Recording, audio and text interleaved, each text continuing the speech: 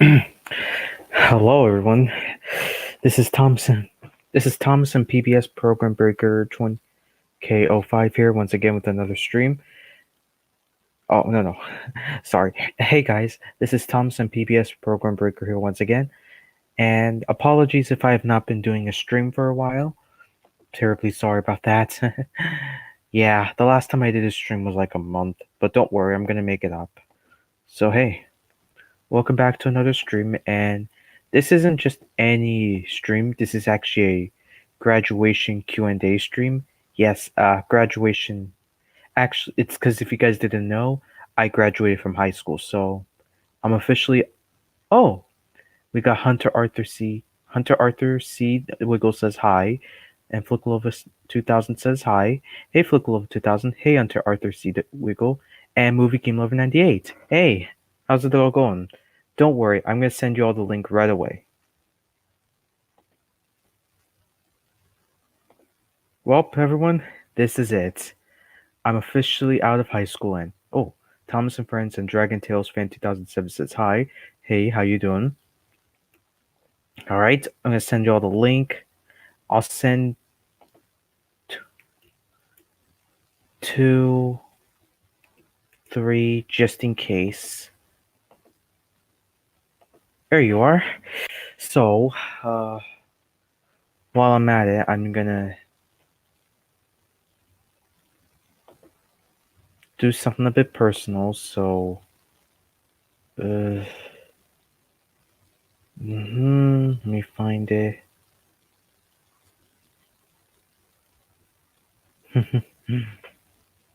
Where is it? Where is it? Here we are. Oh, Flickalova 2000. Oh! Flicka. Glad to see you graduated. Yeah, thanks.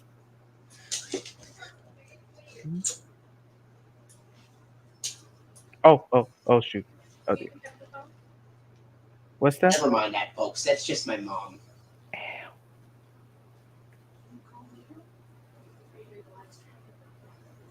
Oh, I'm watching somebody else's live stream right now. Oh, okay. I'll have you call her back later.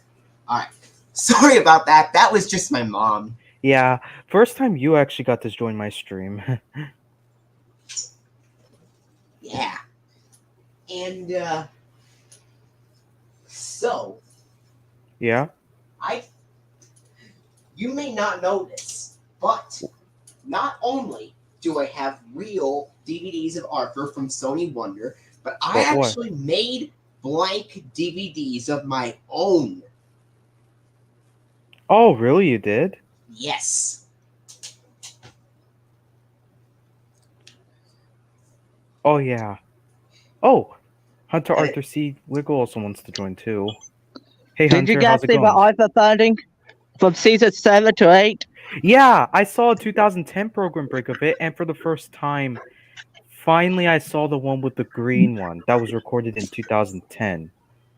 Well, I see the seasons 1 to 4 reruns of the yellow black one with dash transformation at the end. What do you, are you talking about 2004 program break?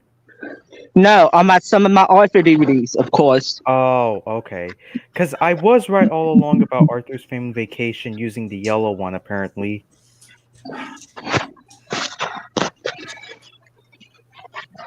So I'm sure you guys have been wondering why I've been inactive a lot lately. Well, it was mainly because of not just graduation, but it's also because my uncle came over. If you guys didn't know, he just left this morning to go back.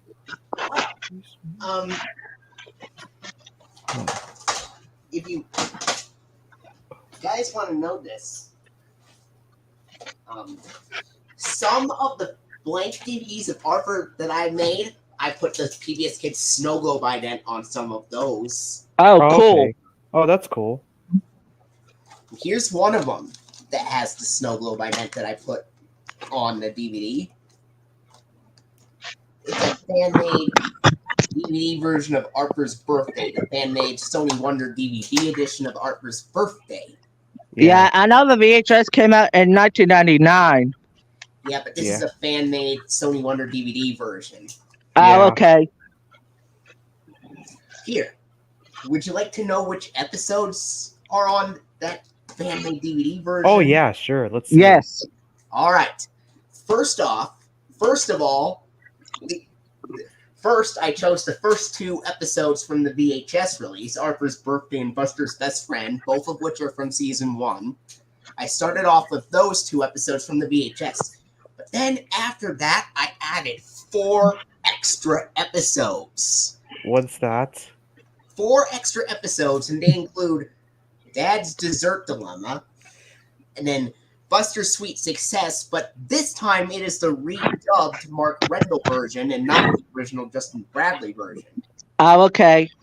Interesting. And then after that, I added the season 8 episode, DW Dancing Queen, and then for the grand finale, I put the season 7 double length episode, Elwood City Turns 100. Oh yeah. Yeah. I get it. Also, And I also, think- you may didn't not I- know this, but I included the fan-made special version of the Arthur theme at the beginning and end, because all the regular Arthur DVDs just have Ziggy Marley singing the theme, while Arthur's Only Rock and Roll have the Backstreet Boys singing it. But guess what I put in here? I put a combination of both on this DVD. Ziggy Marley and the Backstreet Boys singing together. Maybe yeah. Game Over 98 Nate says, and hey, great news, Flicker and Thomas. My birthday is coming up soon. Oh, when?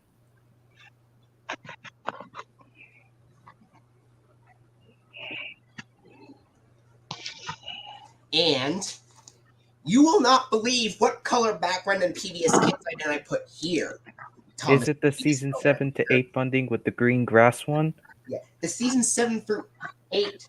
The seasons 1 through 4 reruns version of the season 7 through 8 funding with the grassy green checker grid background, and then I put the 2002 PBS Kids Snow Globe ident on there afterwards instead of the dash transformation. Oh yeah. Movie Game Over 98 says June 11th, 13th, which is on a Tuesday. My Oh, birthday yeah. is on July 28th, which is a Friday. Oh yeah. My birthday was like 3 or 4 months ago.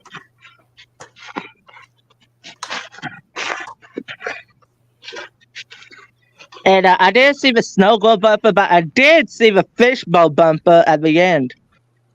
Oh yeah. I'm pretty sure that was super rare. Yeah, if you ask me. Yeah, but Hey, the Snow Globe Hunter, you watched Arthur Yes. episodes on PBS, right? Like before Yeah. 2014 when they changed?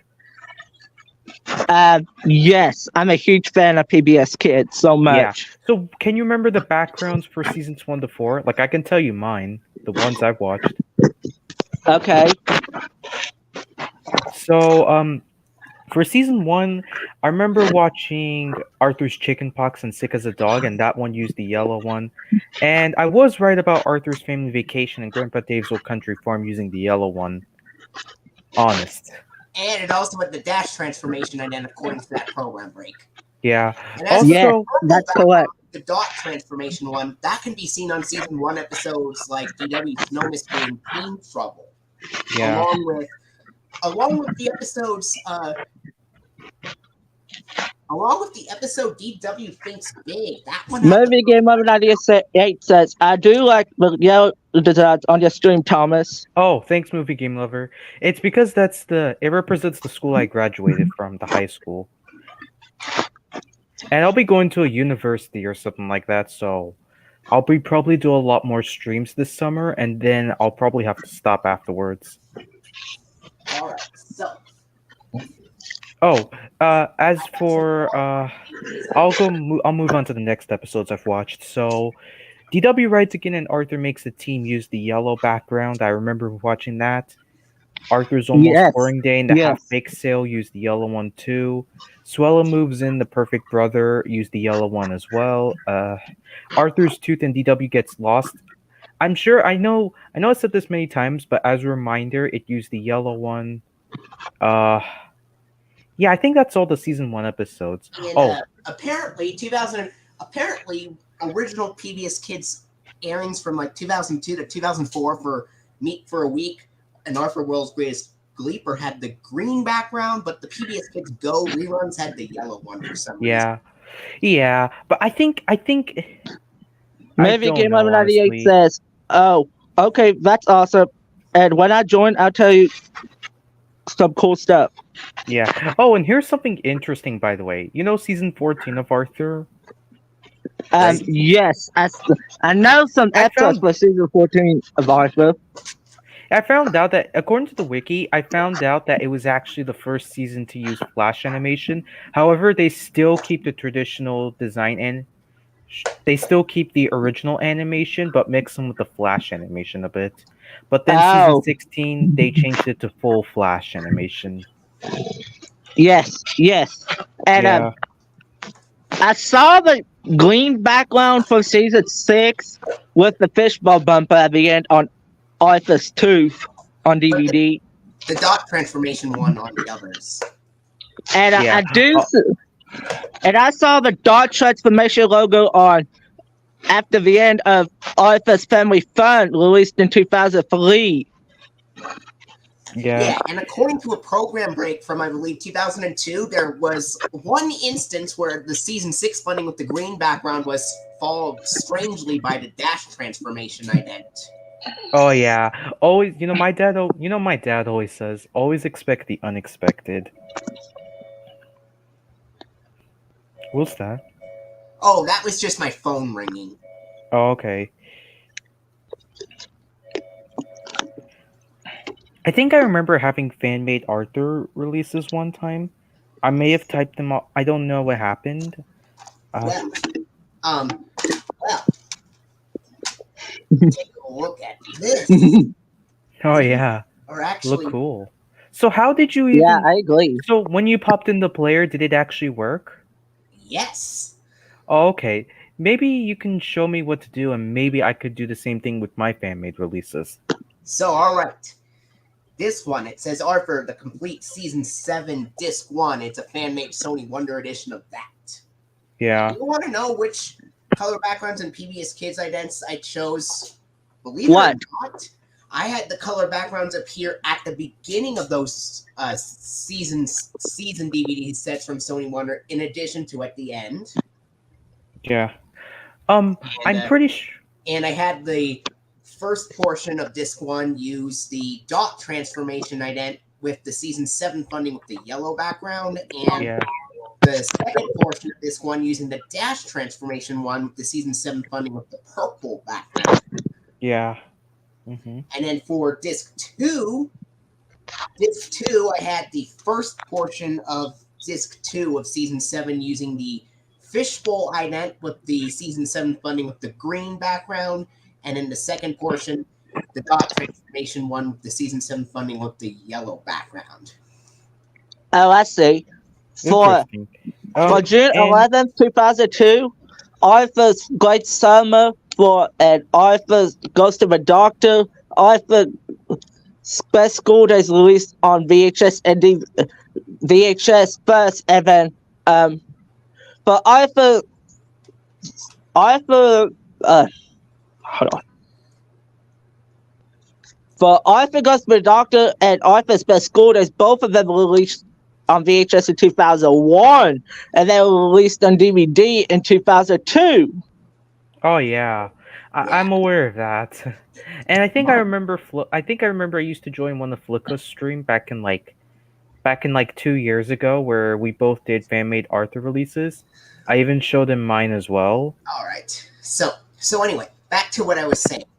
Now for disc 3 of season 7, I had the first portion of disc 3 of season 7 use the dash transformation ident with the season 7 funding with the purple background, and the second portion of disc 3 of season 7 using the dot transformation one with the season 7 funding with the yellow background. Now get ready for disc 4, because this is going to be really interesting for disc 4. Oh boy. All right, for disc 4 of season 7, I had the first half of disc 4 use the fishbowl ident with the season 7 funding with the green background. And then for the second portion of disc 4, I had the snow globe ident be followed this time after the season 7 funding with the purple background rather than the dash transformation one. Oh yeah. And then And for disc 5, I had both portions use the fishbowl ident with the green background for seasons with the green background in the season 7 funding. there's no yellow one? No, not on disc 5. On disc 5 it's so anyway. Disc 1, yellow and purple with dot transformation and dash transformation respectively. Disc 2, green and yellow with fishbowl and dot transformation for disc 2. Disc 3, purple and yellow with dash transformation and dot transformation. Disc 4, green and purple with fishbowl and snow globe. And disc 5, green with fishbowl for both portions. Oh yeah. And also Yeah, and I forgot to mention Arthur, sorry, go ahead. okay, for Arthur's Great Summer, at the end, it goes straight to the DVD menu. There's no PBS Kids logo at the end. Yeah, there isn't. All right. Now, so that was the season 7 one. I also made one the 5 discs for season 8 as well. Oh yeah. Oh, nice. So for season 8 of disc 1, the first portion uses the snow globe ident with the season 8 funding with the purple background, and then the second one has the fishbowl ident with the season 8 funding in yellow. The second portion of disc 1, that is. And I added the Sony Wonder Online bumper after the PBS Kids idents with the season 8 set. Oh yeah. Didn't I forget to mention, by the way, you know the episode Arthur Snowbiz and Bugged? Uh-huh. And Desperately Seeking Stan. Well, I meant to talk about the season 8 episodes Bugged and Desperately Seeking Stanley. Apparently, those episodes are actually in a green tint. What? Didn't you watch it? Those episodes used the green one? No, not the green tint. Like throughout the episode, I'm talking about.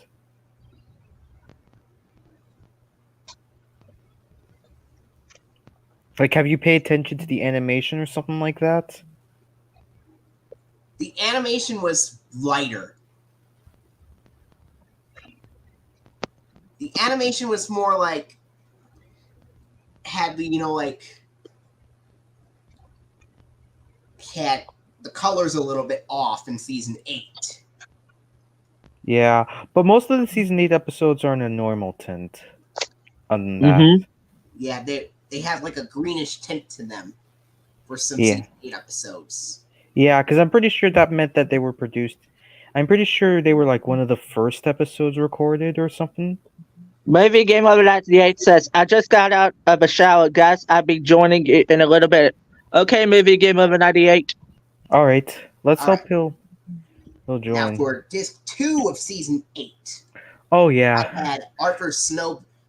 I had the first portion of disc 2 of season 8 use the fishbowl ident with the season 8 funding with the green background, and then the second portion for disc 2 using the snow globe one with the season 8 funding with the purple background. Oh yeah.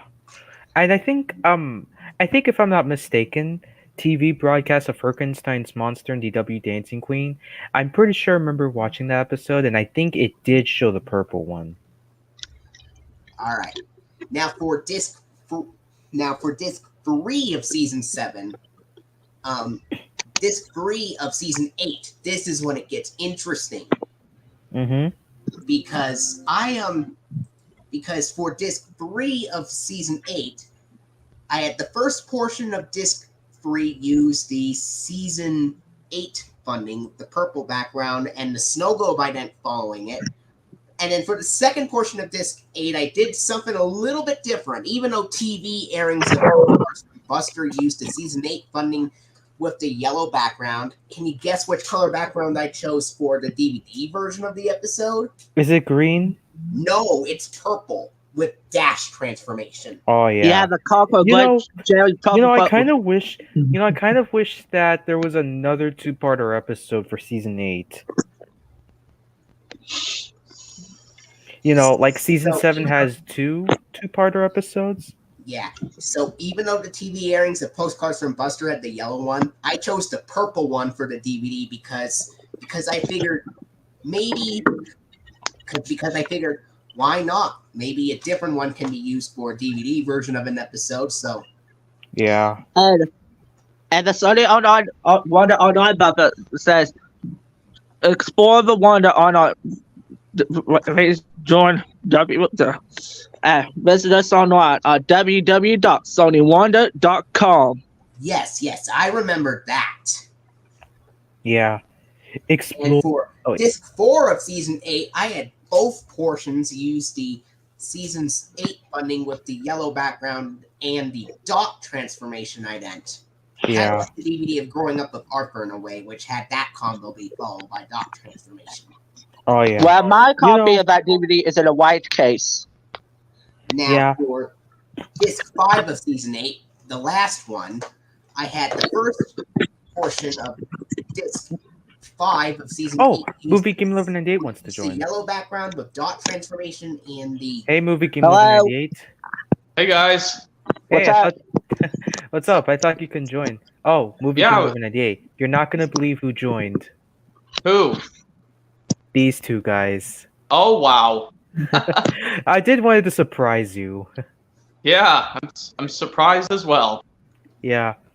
Oh, We was look, talking about some fan-made Arthur season 8 episodes. Yeah, it's a throwback to when I did Bandmate Thomas complete season box sets, you know. Yeah. Oh, yeah. I did something like that as well, like last year or something like that, but I did it on a website on Canva. All right. Now, there's one more disc for season 8 to talk about. This disc 5 of season 8. For the first portion of disc 5 of season 8, I chose the yellow background for the season 8 funding with the dot transformation one, and in the second half of disc 5, I chose the green one with the fishbowl ident. Because now Thomas and PBS Program Breaker, what were your thoughts on the fan-made Sony Wonder Edition DVDs of the season 7 and season 8? Oh, yeah, I think they would work out really well. Although there is a complete season 7 box set already, Sleepover Sports and more. Yeah, but I imagined a fan-made version from Sony. But I think that one's Wonder even better. But I think the one you did was even better. because of the PBS Kids idents being shown because of many different PBS Kids idents appearing on those DVDs instead of just the same one all the time. Yeah. Hey, And- did you guys see the PBS Kids dot bumper for 1999? I think it was seen on Between the Lions. Like, I remember seeing the dot ident many times when I was watching Dragon Tales and JG the Jet Plane DVDs. Yeah. Oh, and speaking of Yeah.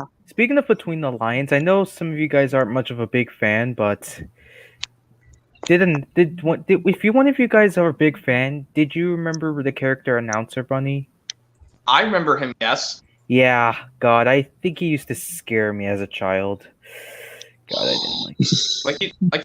You think he was he was really scary and up to Yeah. the finale. Like seasons 9 to 10, he the way he looked was just annoying.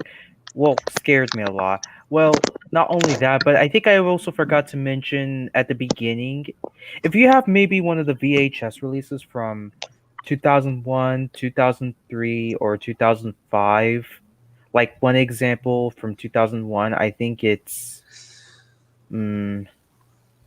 I can't remember, but I know from 2003, one example is Shooting Stars, and 2005 release is Heyday or something like that. Also, I did find out something, by the way. If you get maybe the releases Dance and Smarty Pants, a 2005 release, apparently that one actually has the Chick-fil-A ad, apparently. I like Chick-fil-A. It's a good restaurant. Yeah, I and the agree. announcer goes like this: "Why do cows everywhere so support?" Perhaps it's because Chick-fil-A supports quality family programming here on PBS. You And will then not huh? There is another old PBS Kids ident that rarely appears on Between the Lines. Not just a dot one, but some episodes of Between the Lines actually use the dash ident as well. I Oh, haven't yeah. seen that I logo. watched Between the Lines like many times, and there was no dash logo. Also, Yeah. I think I remember. I think the dash logo can be seen on a couple of Between the Lines VHS releases as well, not just a dot one. Yeah, but I know the 2008 logos start to get used on season 9 to 10 of Between the Lions. And you know when you mentioned Dragon Tales repeats episodes, by the way, in season 3? Yeah. Well, apparently season 6 to 10 of Between the Lions, they did repeat some episodes if you ask me. And there's also this one, there's a season 9 episode that actually repeated 2 very old episodes. One of them was the popcorn popper and Oh Yes It Can. Goes up the read. Yeah. God. That reminds me of how some newer Sesame Street episodes from the 2000s repeated older Elmo's World segments from the late 90s. Yeah. I guess I can understand that one only because they wanted to teach something to kids.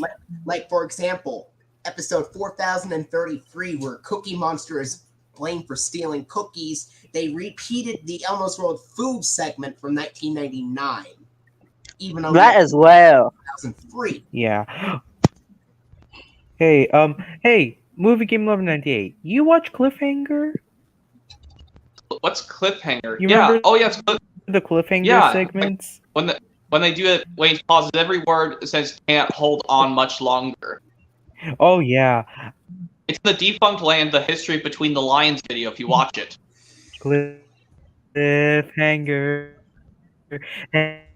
yeah, hanging from a cliff. yeah, and also this Thomas and Flicka. Maybe since there's 3 of us to do this, maybe one of us can do Yeah. the 3 impressions from the Oh scene yeah, in Gordon Takes a Tumble from Cliffhanger, season 6. hanging from a cliff. Yeah. What? Oh, come on. Who does the best? Like, who does the best? Who can do the best Alec Baldwin saying Gordon's "Watch out, Gordon, we shall get my paint all sooty" with Alec Baldwin? Who can do Alec Baldwin's? And one of us can do Angelus, and one of us can do Brandon. All right. Oh yeah, I can do that. I can do Michael Angelis's redubbed version. Wait, who can do Brandon? Wait, who's gonna do Baldwin and who's can do Brandon? Since I'm really good at the Baldwin one. Since Gordon doesn't have the snuffled voice in season 6, because Alec Baldwin's narration is not good in season 6. I can do Angelus's. Like, well, first Baldwin's. We'll do Baldwin's first. Flicka's gonna do Baldwin first. All right. Hey, watch out! You'll get my paint all sooty. Oh, it's because holy freight cars with some city exceptions job. though. Well, Arcos is holy freight. Wait, who should be Salty and who should be Percy in the Baldwin one? Pulling freight cars is a sooty job, but then you wouldn't know. Of course, said Gordon. Express engines don't pull hookers. That'd be undignified. Dignified? Puzzled Percy. What's that? Dignified. It means someone's too big for the buffers. Ha. Okay, now let's do the Angelus one. Tom's gonna do it. Okay. And make sure it's the which Mike one? and Junior. The Mike and Junior one? Yes. Okay. Can you hear me? Yes. Yeah. We can hear Okay, you. perfect. Watch out. Watch out, Golden Waste. You'll get my paint all sooty. Pulling trucks is a sooty job, T-Sooty, but then you wouldn't know. Of course not, Golden Huffed importantly. Express engines don't pull trucks. It wouldn't be dignified. Dingy fried, puzzled Percy. What's that? Dignified, Gordon corrected. It means someone's too big for his buffers, T-Salty. Pah, said Gordon. And he puffed away. Okay, now me for the Brandon one. It goes, watch out, Gordon Beast. You'll get my paint all sooty. Pulling freight cars is a sooty job, T Salty, but then you would know. Of course not, said Gordon importantly, express engines don't pull freight cars. It wouldn't be dignified. Dingy-fried? Puzzled Percy. What's that? Dignified. It means someone's too big for his buffer, teased Salty. Ha! Then he puffed away. And I could now we could do a comparison for like we'll do a comparison between the scene from Thomas Comes to Breakfast. I'll do Ringo and which one Ringo? Which version? UK or US? I could do the US version. Say, movie game You're in over a day. lot of You want to do trouble, the? Oh, yeah. Sorry. Hey, You're in movie. a lot After of- this, you want to do the? Sorry. The Bob the Builder impression, Travis. Travis's trailer. I mean, Yeah. yeah. I know. Well, even though I know Flick is not a big fan of Bob the Builder, but I think Hunter is. I don't know. I'm not a fan of yeah. the Bob the Builder. I'm a huge fan of the Wiggles, just like you, movie game over 98. Okay. Oh, I mean, okay. okay. We'll just do the. Well, first we gotta do the thing of Thomas Breakfast that Flick was telling us. Oh yeah. Worse to come. You're in a lot of trouble, Thomas. I'm sorry, sir. Thomas' voice was muffled behind his bush. You must go to the works and have your front mended. It will be a long job. Yes, sir. Meanwhile, a diesel rail car will do your work. Diesel, sir? Yes, Thomas. Diesels always stay in the sheds till they are wanted. Diesels never gallivant off to breakfast in station masters' houses. Okay, now it's my turn. I'll do the George Carlin one. Worst, huh? You're in a lot of trouble, Thomas. I know, sir. I'm sorry, sir. Thomas' voice was muffled behind the bush. You must go to the works and have your front mended. It will be a long job. Yes, sir. Meanwhile, a diesel rail car will do your work. A diesel, sir? Thomas spluttered. Yes. Diesels always stay in the sheds till they are wanted. Diesels never gallop off breakfast in station masters' houses. I can do Ringo's UK version, but it's pretty Okay. much the same except. Except that Sir Topham Hatt says you are a very naughty engine. Yeah. Also, I forgot to mention Sir Topham that the narrator doesn't even mention Sir Topham Hatt in this one. Oh, But if I could do one, I mean I can do one. I'll try. You are very naughty engine, said the fat controller sternly. I know, sir. I'm sorry, sir, said Thomas. Thomas's voice was muffled by a bush. You must go to the works to be mended, he added. So the fat controller added, Yes, sir. Oh, wait. Oh, no, I messed up a bit. Okay, let me try again. Oh, dear. Okay, there is one person wants to join, but I don't think I should. I don't know if I should add him or something like that because, it might give me problems for my stream. I think 3 people in a stream besides you is enough. Yeah, okay. I mean, it says the device is not connected anyway, so I guess it's okay. So, anyways, there was worse to come. You are a very naughty engine, said the fat controller sternly. I know, sir. Oh, what? Hunter left? Oh, man. Okay. It's Anyways, you are a very naughty engine, said the fat controller. I know, sir. I'm sorry, sir. Thomas's voice was muffled behind the bush. You must go to the works to be mended, said the fat controller. It will be a long job. Yes, sir, said Thomas. Meanwhile, the fat controller added, a diesel rail car will do your work. The diesel, sir? Spluttered Thomas. Yes, Thomas, said the fat controller. Diesels always stay in their shed until they are wanted. Diesels never gallop into breakfast. First, I can't remember how the last line goes, but I think it's pretty much the same. Diesels never galloping off to breakfast in station masters' houses. Yeah, and the episode just ends. Also, I forgot to mention, by the way, in the George Carlin version, he doesn't even try to do Thomas's muffled voice. You didn't know that? Yeah, I mean, even though I like George Carlin a little bit better over the Ringo version, because at least it's not so harsh. But even if some people do like the muffled voice over the having less harsh. But let's try to do the impression from the Travis's trailer episode Bob the Builder, Thomas and PBS Program Breaker. Yeah. I mean, I know Flicka's not much of a big fan, but sure, we can still try. I mean, or if he's not a big fan, I mean, I guess both of us could try. If not, that's okay. I mean, I understand. So, let's try faster, Travis, faster. I could do the UK version, by the way. Oh, Yeah. Yeah. Anyways, you can continue on. well, okay. I can't go any faster. Don't worry, Travis. I know what I can do. I'll unhook the trailer so you can have a rest. No, don't do that.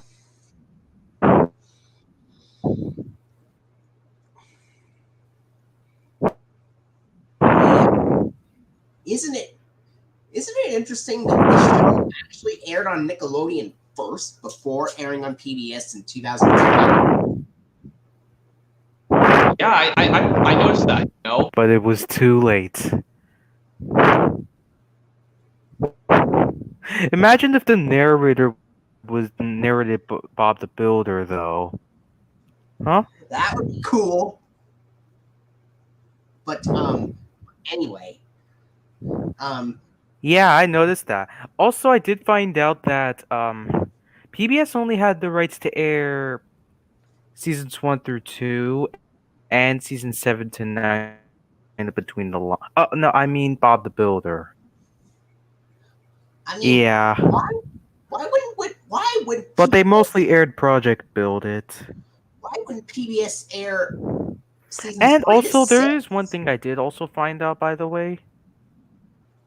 I also did find out that some of the original Project Build It shorts.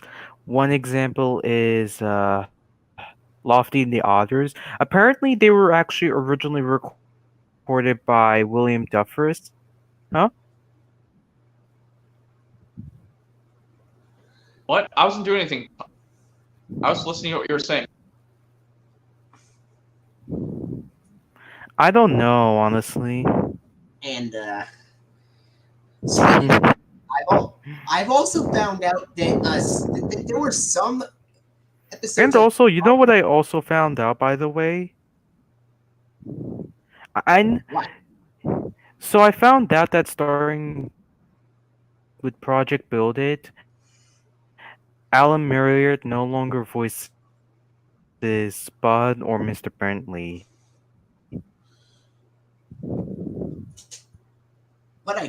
What I've also found out was that there were some episodes that Mark Silk redubbed. I found out that Alan Marriott stopped voicing. Originally did that voice. Starting with Project Build. Huh? Oh. Yeah. It's kind of weird in a way. What's that? It's kind of weird in a way because, you know, some episodes had Mark Silk redub Greg Propo's original lines for Bob the Builder.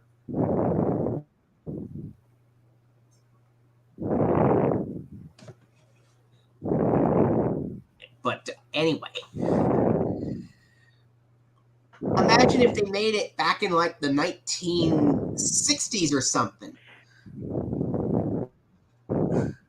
Yeah, like one of them, like for example, there's this short that was originally produced in 2004. One of them was Scoop and the Worms. That was a rich, huh?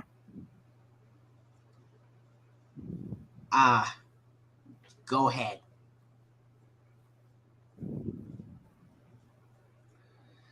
If they were to make a series of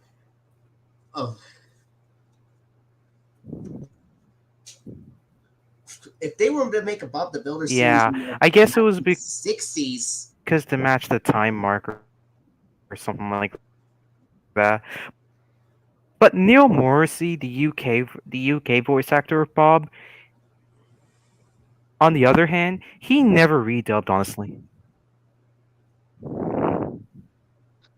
And Oh yeah, if yeah. they were to make Also, a I did, and I forgot to mention that some of the shorts that were produced in 2004, I believe William Duffers will always be the best voice actor for Bob the Builder. I think he's one of May the he rest only. in peace. He's one of the only voices Oh of yeah, Bob you the didn't Builder know? that passed away. He passed away like 3 years ago alongside another Bob the Builder voice actor, Vincent Along with Marzello. the Thomas and Friends narrator.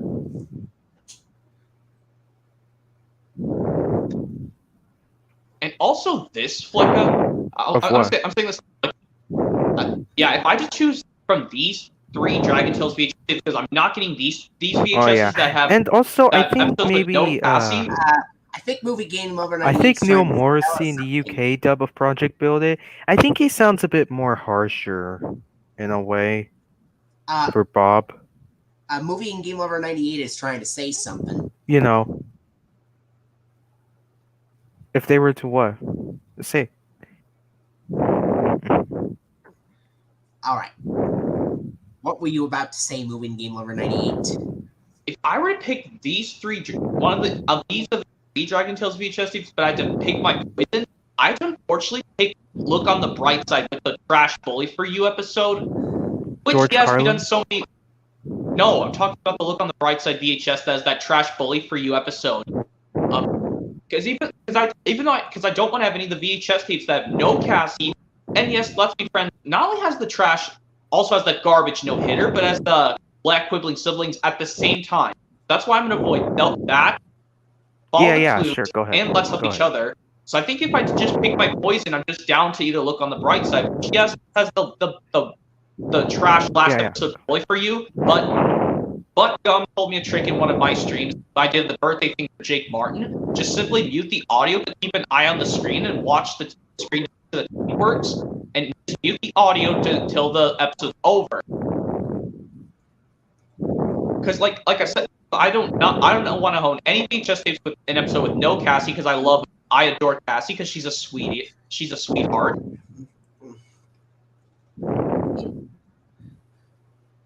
Well, because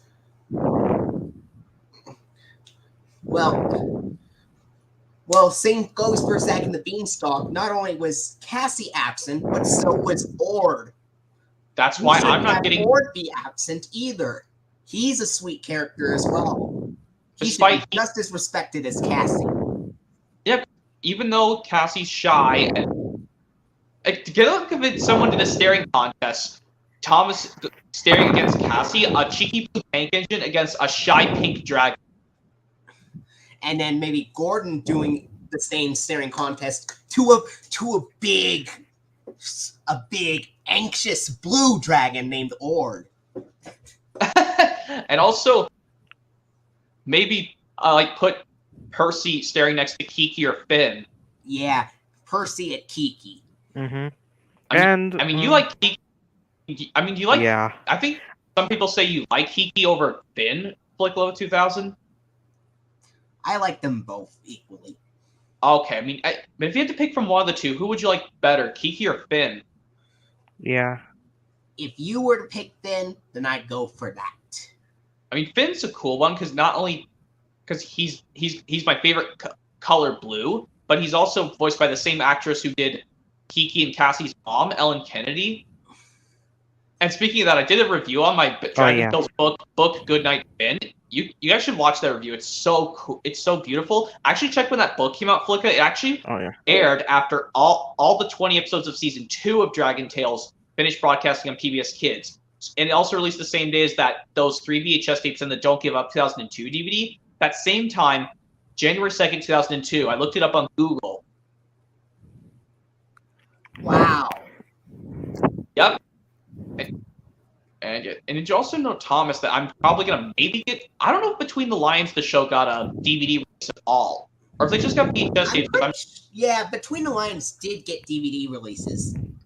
I can look up on. I can look up on eBay to see. Because I'm gonna probably get these Mr. Rogers Neighborhood collections on DVD, Thompson PS Program Breaker. If you like Mr. Rogers Neighborhood, Thompson PS Program Breaker. You may not notice, but some of those they did get. I think they. Yeah. You may not notice, but some of those Between the Lines episodes reused sound effects from Sesame Street. Yeah, and maybe you might have to.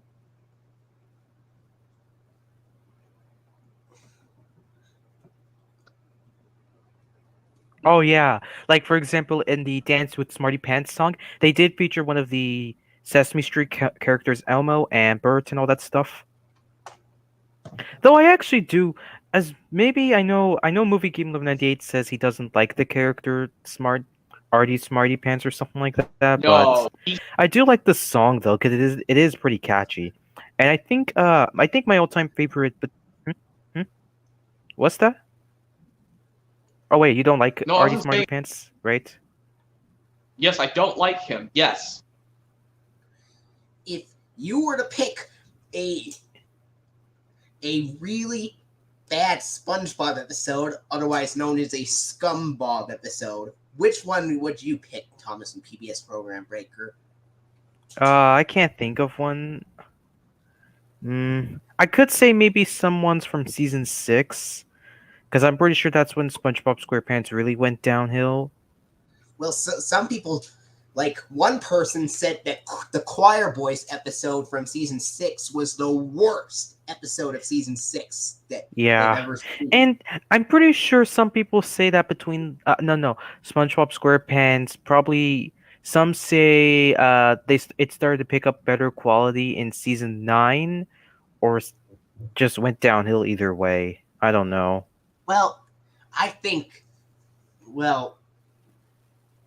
I'd say it didn't really start to go downhill until season 7 came along. Oh, yeah. What about for Arthur? I would say probably, as for Arthur, I would say probably, I think as a big Arthur fan or something like that, I would say season 16. You know, because most people said that season 16 of Arthur is when it went downhill due to Flash animation.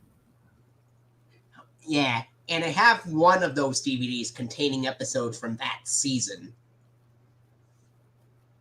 Oh, I don't want to talk. Oh, dude, I don't want to talk about that episode, dude. I don't want to hear it. I wouldn't want to talk about it either. And also, yes, I was going to try to say this, Flicka. I mean, like I said, yes, if I had to pick my poison from these Dragon Tales VHS tapes, because I'm not getting these ones that have episodes with no Cassie or Zapson and those ones. If I, like I said, my poison will unfortunately have to be look on the bright side with that trash bully for you, because I'm not getting Do the Right Thing. Because the last episode, Much Ado About Nodlings with the Giant of Nod screaming at the tolerance. God, I would say that's even worse than Cassie acting like a stupid crybaby in Bully for You. I would go with that. What about Arthur? What about Arthur? Because Arthur started to be absent in like season 7. Like the first one was Prunella Sees the Light. Wouldn't you do the same, or? I would have to say one of the episodes I didn't like from before season 16 is the season 9 episode A is for Angry. Arthur's attitude was out of character. Yeah, but nowadays you think it's average? Season 9 is considered... Seasons 9 to... I would say seasons 9 to 13 are kind of average. Oh, yeah. Honestly, I do think A is for Angry is okay, because I mean, Arthur does have anger issues at times, but at least it's better than... You know what? I'm not gonna say it. Yeah. But Arthur's Snow Biz from season 8 was one of the episodes I didn't really seem to like either because of Arthur and Buster fighting in the episode.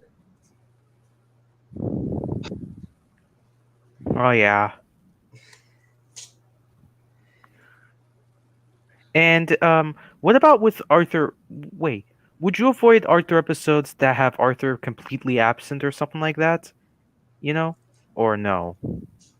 I if I were to pick if I were to pick an Arthur episode, I would have to say avoid episodes where the brain doesn't have any dialogue whatsoever. Oh yeah, Like in the season like 7 episode, Jenna's Bedtime Blues, April 9th, etc. Well, these episodes do feature the brain, but he has absolutely no dialogue in those episodes. yeah, yeah, and you could say the same thing for maybe I think. Mm, let's see. I think maybe the season 9 episodes. George blows his top, or something like that. Yes, I would avoid that one. Yeah. Mr. Always White from season 11, I would also avoid because of Buster constantly pestering the brain. Oh yeah.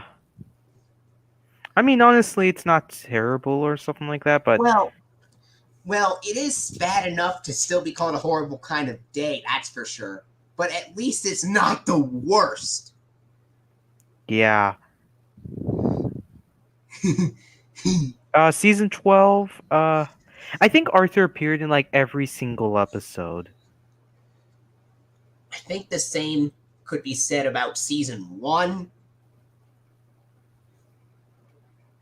Season 1 has Arthur pretty much appear in every episode there. Yeah. Oh, if you were to pick a favorite animation style from Arthur, which would you pick? The cell animation from seasons 1 through 3, the digital ink and paint animation with older color palettes, the newly enhanced digital ink and paint from season 6 to 13, and then No, or season. the partially flash animated thing. Oh, from seasons 14 to 15. Yeah, I think I like. I think I like season 6 to 11 style better. I actually like the seasons 1 through 3 style, the seasons 4 to 5 style, and the season 6 to 11 style. I think all three of those are pretty good for the show. Yeah. Yeah. And not to mention, I did remember. Say, look at. Have you watched some like season 11 episodes of Arthur with the golden bracelets one? Like I can tell you some I've watched. Uh no. The only season 11 episodes that I've seen were the ones that had the blue one. Phony Fern, Brain Shocking Secret, Pick or Treat, and Mr. Always Right. Yeah. Also, didn't you say you recorded Buster's Breathless and the Fright stuff or something like that in 2009? Yeah. Yeah. I think these had the yellow background. Oh yeah, that's what I thought because I remember watching it myself as well. And But hmm? And I think I forgot to mention purple, the ones I've seen with the purple one. I think one of them was Arthur's Treasure Hunt and Swollen's Lost Diary and Arthur's Knee. yes, And I yes. Yes. These and episodes had the purple background because I've seen program breaks recorded after those. oh, and you want to know this episode I watched in 2011? Which You one? know, oh, you didn't. I thought I told you. You know, it's the same. It's What Scared Swellen 2.0. Yes, yes, yes. Now I remember. Grandma for Appreciation Day and Fern's Slumber Party had the yellow background at the end, but at the beginning it had the purple one. Yeah, but it's even more weirder because because I get confused which PBS Kids logo gets used. Well, I wouldn't be surprised if that one actually had the dot transformation and then followed the yellow background because of that error. Yeah. But Let's see. Let's But see. I remember seeing episodes of Arthur that. Oops. What's that? I remember seeing episodes of Arthur that had the yellow background at both the beginning and at the end. Yeah, I've seen the same as well. Like one of them being the Blizzard and the Rat Who Came to Dinner from season 4. Yeah. Along with Binky Barnes' Wingman and To Beat or Not to Beat. And I think you could say the same thing for Buster's Breathless, the Fright stuff, and maybe what is that thing in Buster's Best Behavior? I'm Yeah, pretty sure I watched those episodes before as well. But you may not notice, but the Arthur season 4 episodes, 1001 Dads and Prunell's Prediction, was one of a few season 4 episodes that used the purple background. Same could be said for, I think, DW Tailspins and Prunella Gets It Twice. Yes, it was those episodes. But strangely, it showed the Dash transformation ident afterwards. Yeah. Also, I forgot to mention, I think I remember I used to have this dream about Prunella's Prediction, where Arthur was annoying Prunella in that episode, and then he gets called out. Well, I'm not at gonna. least, in the episode Nerves of Steel, Arthur and Buster both get called out. But Buster gets a more severe punishment because he was the one that stole it in the first place. Yeah. I think it would make sense for Arthur to be grounded for lesser than Buster or something like that. Like, for at least 1 week. Buster was like a month. Well, maybe a little over a month. Oh. Because it was like 5 weekends. Yeah. Like it does like throughout the episode they don't even mention the fact that they got grounded, but they do mention it. Well, they don't mention it, but it's considered. It's like a flashback to what happened. Yeah. And what were your if you were to pick a least favorite Arthur episode from before season 9, what would you pick? Let's see. I would say Kiss and Tell because honestly that episode was just ridiculous. I mean, And in my also- opinion. and also this, since I never got to tell this, Thomas of PS Program Breaker. So Yeah. you guys were talking about so much Arthur. You know that maybe me and Flicka could probably do a different, maybe just one more different version of Bully for You, where this time Zack and Wheezy are picked on by Spike. If I agree, yeah, I guess we could do that. All right.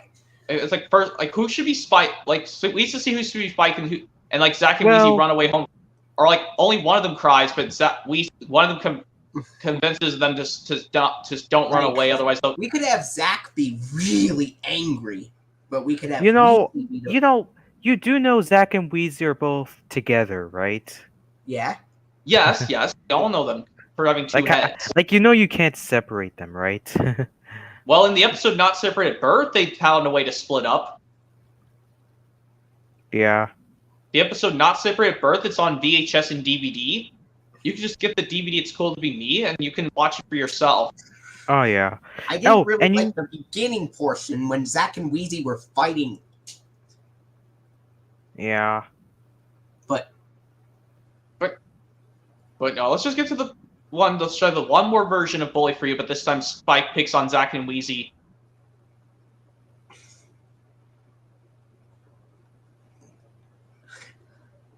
Spike, you better not make fun of us.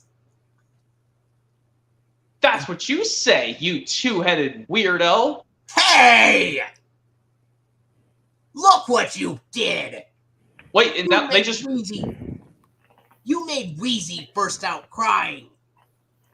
And I don't appreciate calling us weirdos. Ha! You may look nice with two heads, but really, you're nothing but weirdos. How dare you call me a weirdo again? That's it. I'm telling Quetzal on you. What seems to be going on here, Niños? Is something wrong? Spike made fun of me and Wheezy. They called us weirdos. Well, that was very impolite. I need to have Spike come over here at once. Spike, get over here right now. We are not going to be friends with you anymore, Spike. Goodbye. Wait, now we're gonna just leave the school? Well, Both out. No, they didn't leave the school. They just went into a different desk at the school, far away from Spike. Yeah, and of course, and then Spike would Quetzal would say, "Come, get over here right now, Spike. You need to have I need to have a talk with you." And then I'll say, What do you want, Quetzal? "I need to have a talk with you. Why did you seriously call Zack and Wheezy weirdos? Now Wheezy is feeling because they have two heads." Well, they are special. They are a special dragon with two heads, but that is not an excuse to call them weirdos. Do you understand? And if I hear one more name calling out of your mouth, I'm gonna have to kick you out of my school in the sky and send you home and have a talk with your parents. Do you understand, Spike? Yes, Quetzal. Good. Now, please focus on this project. And then who would he pick on next? Another dragon, or we would do to one of the kids next? Like this one, we did the Cassie or Ord version. We did when we did the Ord version, we did Emmy. Do you think maybe we could do maybe Cassie or Max? Max. Ha, Max, you 4-year-old baby! What? Never call me a baby! He cries. Yeah, We're just acting. yeah, we're just acting. Oh yeah. Spike! Oh yeah, I was just wondering if he cries, if we would cry. Spike! Look what you did to my brother Max. Now he's crying. You made my brother and Enrique's friend Max cry. Now he's really upset thanks to you. Ooh, Spike. No, of course. Right. And you now. better not do this to me, Spike. Otherwise, you'll get in extra trouble. I was Enrique's impression. Spike, get over here right now, Nino. What do you want? Oh, whatever, Quetzal. What do you want now? Watch it with your whatever attitude of yours. Do you know why I called you up here again, Spike? You make fun of Max? What? Oh, I have no choice but to expel you from the school in the sky. Get out and never come back.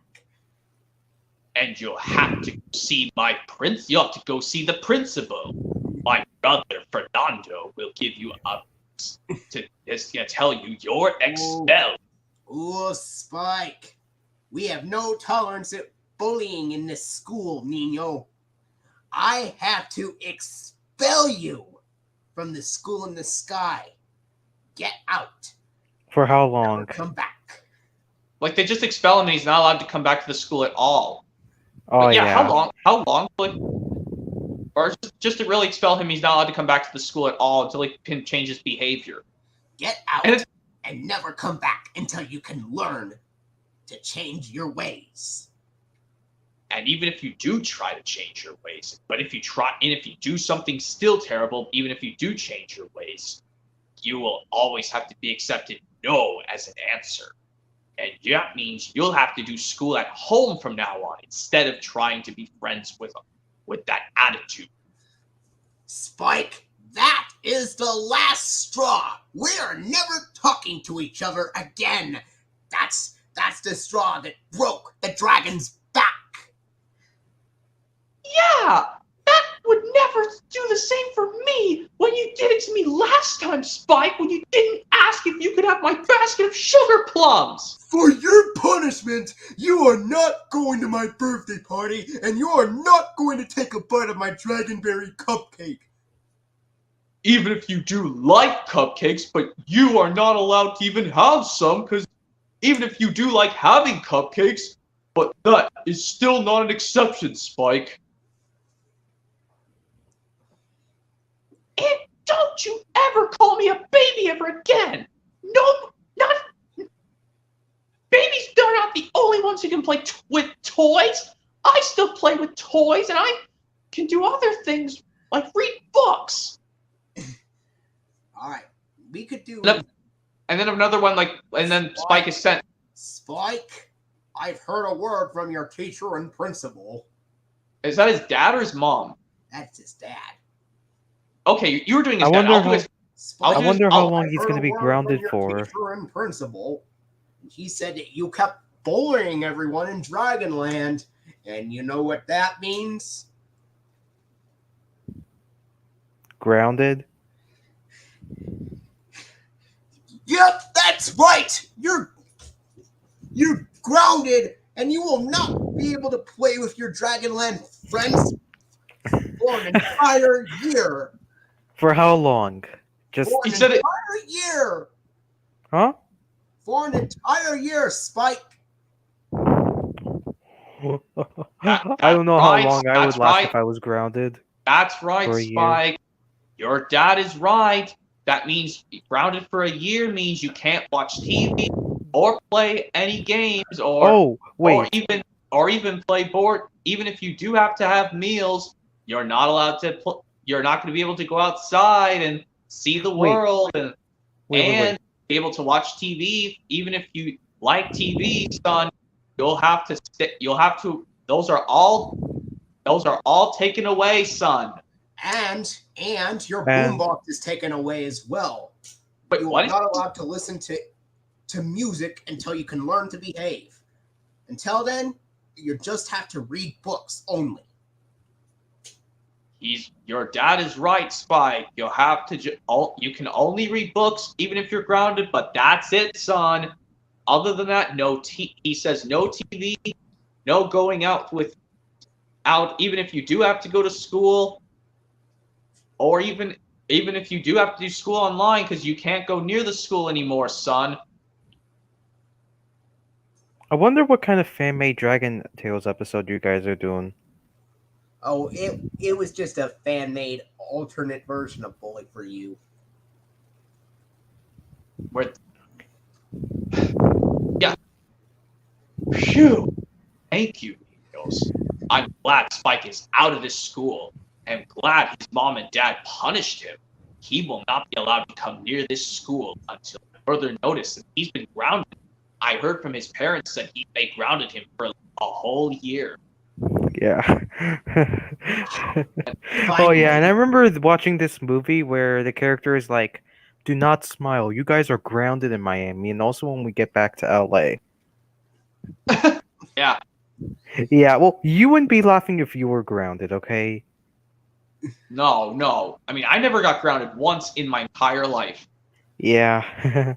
I may have gotten grounded maybe a few times, but I redeemed myself, okay? Well, yeah. Well, that's good. I mean, I remember I got grounded once when I was 9 years old. What happened? What happened back then?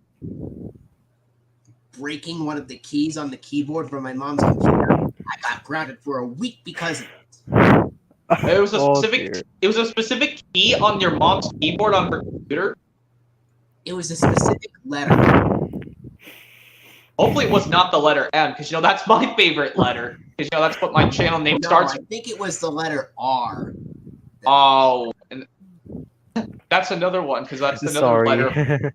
But anyway, sorry, I never meant talk to about laugh. other things. And also, also, yeah, I'm also gonna say this. Did you also know that well, in the I think in this one particular episode of Dragon Tales, like when oh yeah, did you know that in the episode, I would have liked better in the episode, the Giant of Nod's debut episode. What if Quetzal found the gang trapped in the tree, and he would talk severely to the Giant of Nod? Oh yeah, and we can. Oh yeah, sure. I'd Let's hear like to have a severe talking to, mister. Yes, you tall dragon. What you did was completely unacceptable. And then what if Quetzal found the gang, still them fighting in the stuck in the tree, but the Giant of Nod would get to.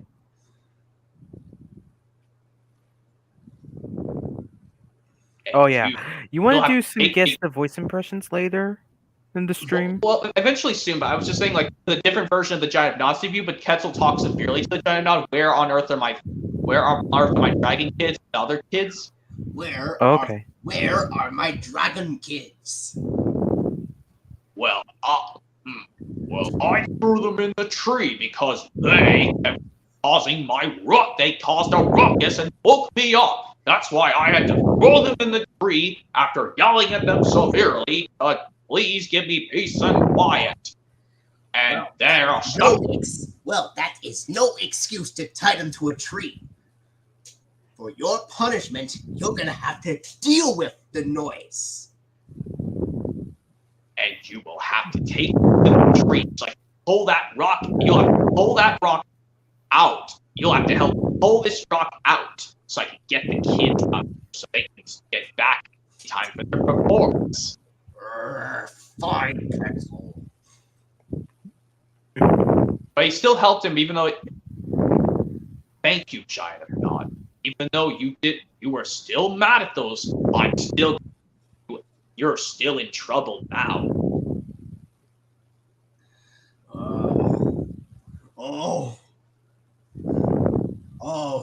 The humanity. Uh-oh's right. And of course, well, Niños, I'm wondering. I could have came to save you guys earlier when I heard all the ruckus. You think so, Quetzal? I don't think I should have kept. Me and we should have kept arguing when we woke up the Giant of Nod by accident. I know it wasn't your fault. I think it was the Giant's fault for yelling at you guys. Yeah, I don't know how he can be stronger than me when I got super muscles in my arm, you know. That was Ord's impression. All right, time to go back to work. Giant of Nod. All right, I have built a trap for the Giant of Nod so that he can never scare dragons again. Get in the cage. What would be the cage trap?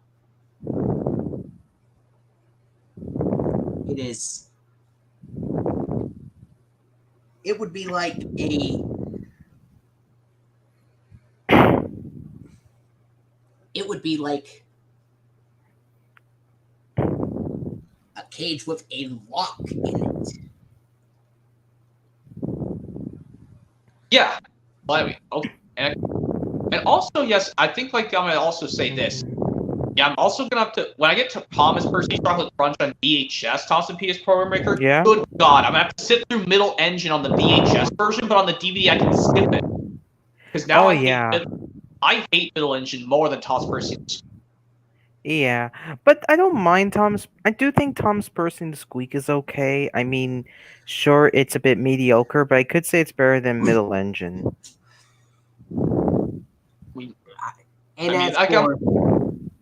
As for well, if they were to make a Michael Brandon version of Middle Engine, they would be like, I'm very disappointed in you, Percy. You know it is against the rules to go into the fitter's loading ramp. Sorry, sir, Percy said sadly, but it wasn't my fault. It's because those diesels made me a middle engine. When they have Nevertheless, you will shunt freight cars in the yard until we get to the bottom of this. Wouldn't it be redubbed in like 2005 or something? Yes. And it would have hard insurance score. And like we get an additional scene with Gordon laughing at that incident. Sir Tom had tell Gordon, please stay out of this. Gordon, you stay out of this, or you will do the work with Percy.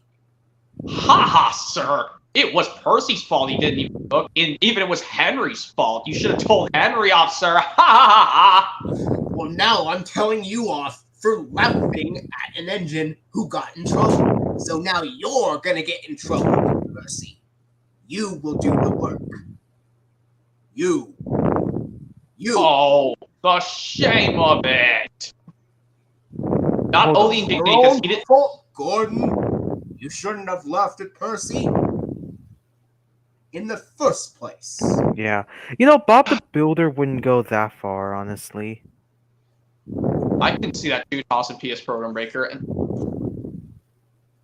Because, you know, well, even though Bob's a father figure, he's not that bad, honestly. I mean, he's not as strict as Sir Topham Hatt in a way.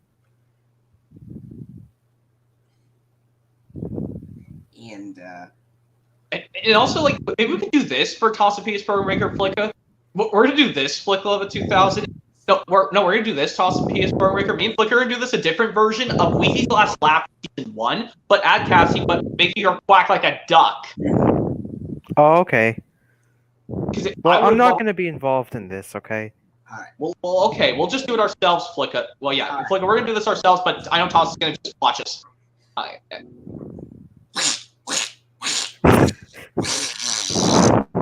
Cassie, why are you quacking like a duck?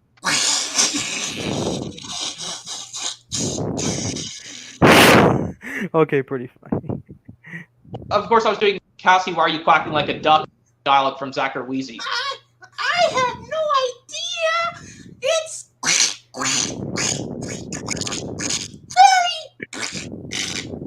strange.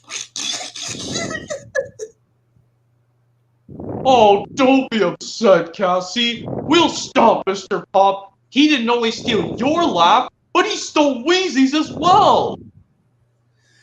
oh, hey! Now you're doing Gordon I quack don't moving. sound like myself anymore. Oh no! Now Ord is mooing like a cow! Wheezy, what are we gonna do? We're doomed! Mr. Pop, I'd like to have a word with you. Wait, now they have Ord's laugh being stolen, he's mooing like a cow? Yeah. Yeah, you need to have one. You made not only Wheezy lose her laugh, but you made Cassie quack like a duck and Ord mooing like a cow. Now all of them can't laugh thanks to you. Hey! Ribbit! Oh, Ribbit!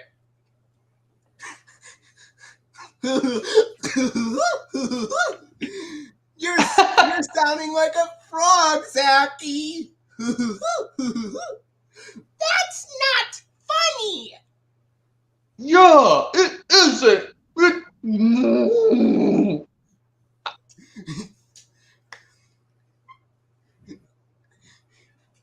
It's not the quack.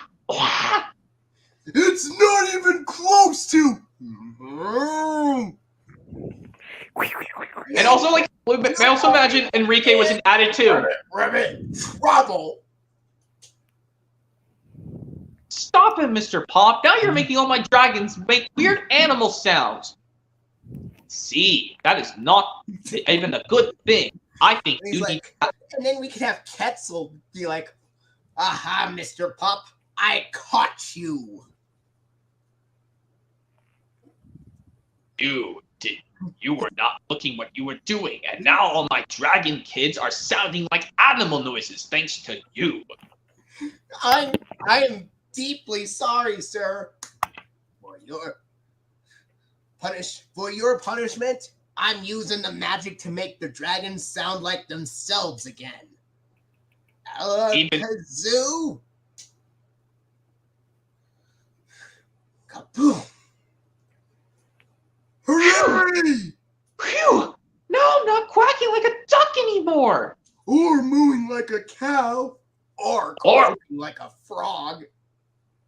Yeah, and not making me unable to laugh. Well, at least I can laugh now.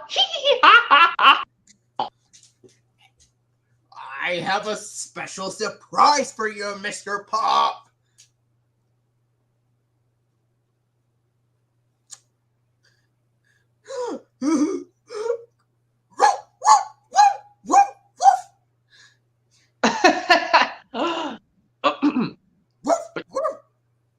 This is what you get for making us sound like animals that we made you sound like one, Mr. Pop. I hope this teaches you a lesson, never to play tricks on us like that again.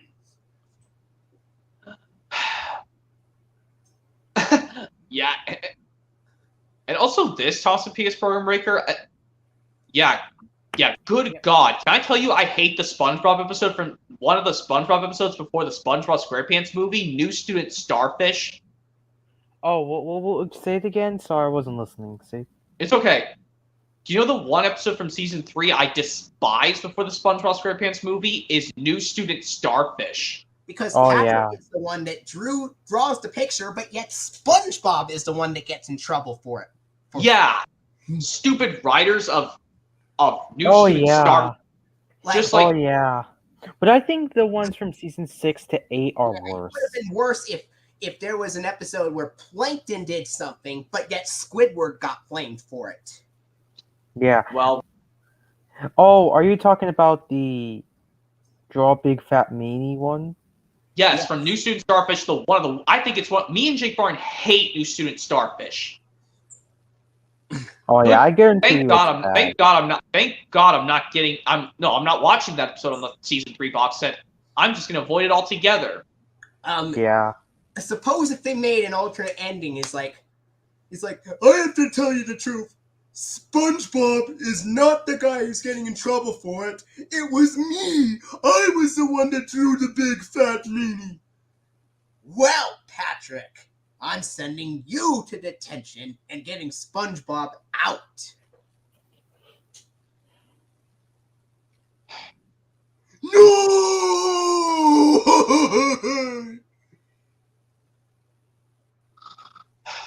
Oh yeah, didn't I forget to mention there's this Between the Lines episode I found pretty funny. There's this one called Farmer. You ever watch Farmer Ken's Puzzle? I think I might have years ago. Oh, I watched that one and it was pretty funny. I remember this scene where where the pigeons were crying because the cat ate the hen. It was pretty funny. Like the pigeons were like, "That's no excuse. We're just pigeons. Yeah, pigeons." It was so funny. Pigeons? And then Walter. Somebody say pigeons. Yeah, and also, I'm also gonna say this as a.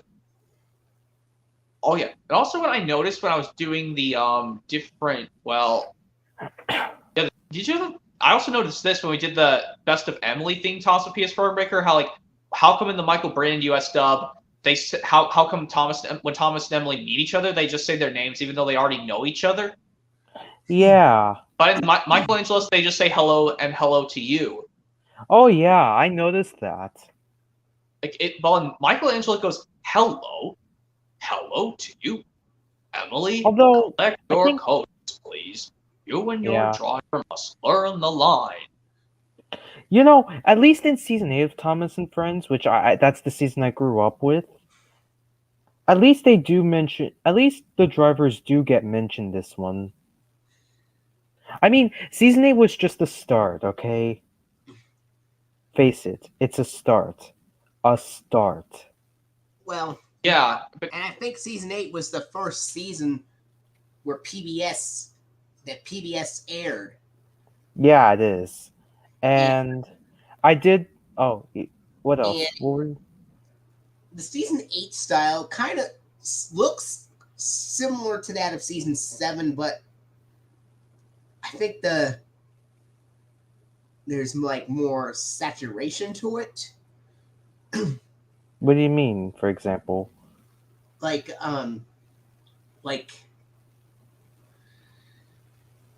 season 8 style is similar to that of season 6 and 7 in a way because of how the The models models? looked. But Oh yeah, yeah, the models. But what? but I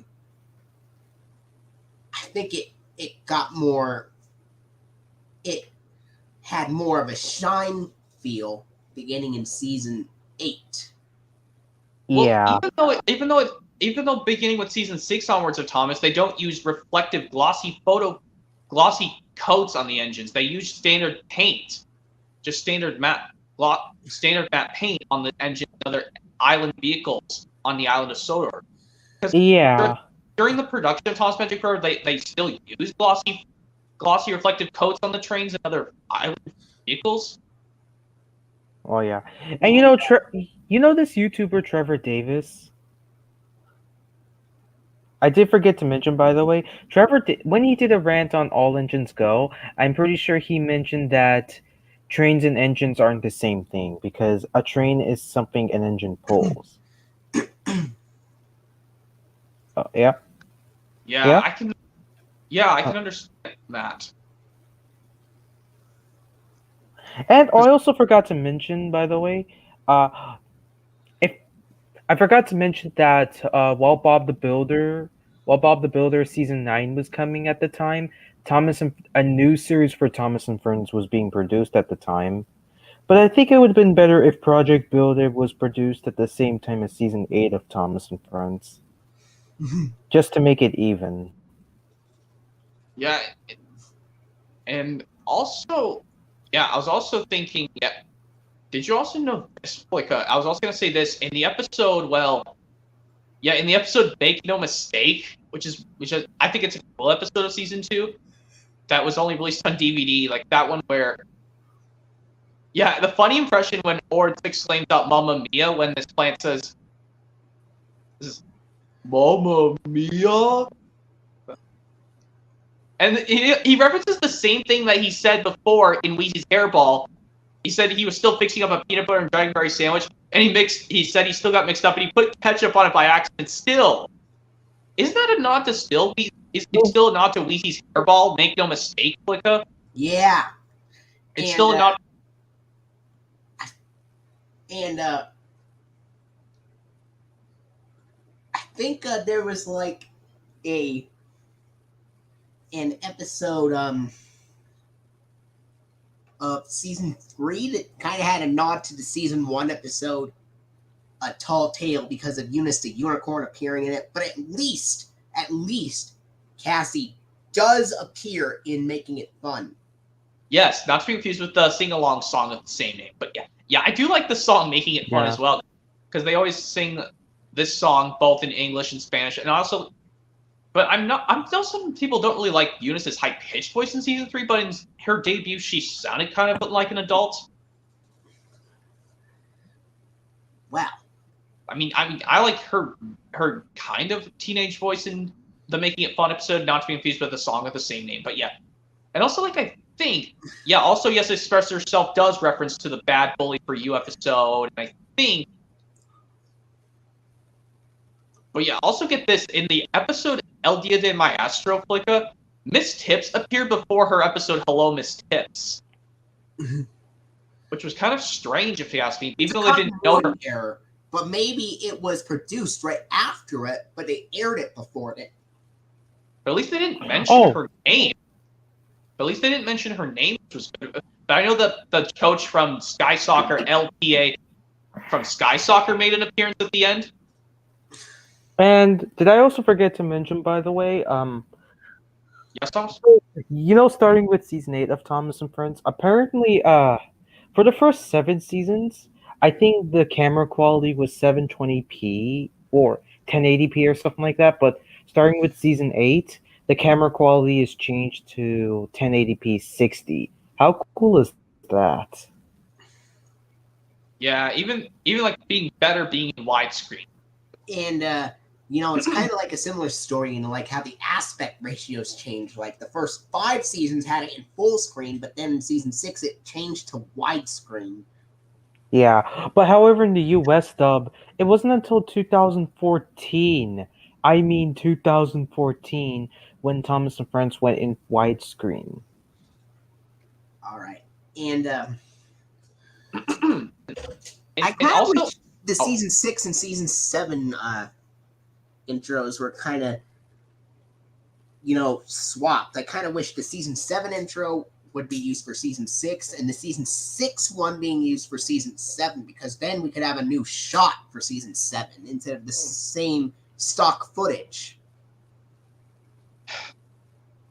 I can Yeah, see if they did, although if they did switch it.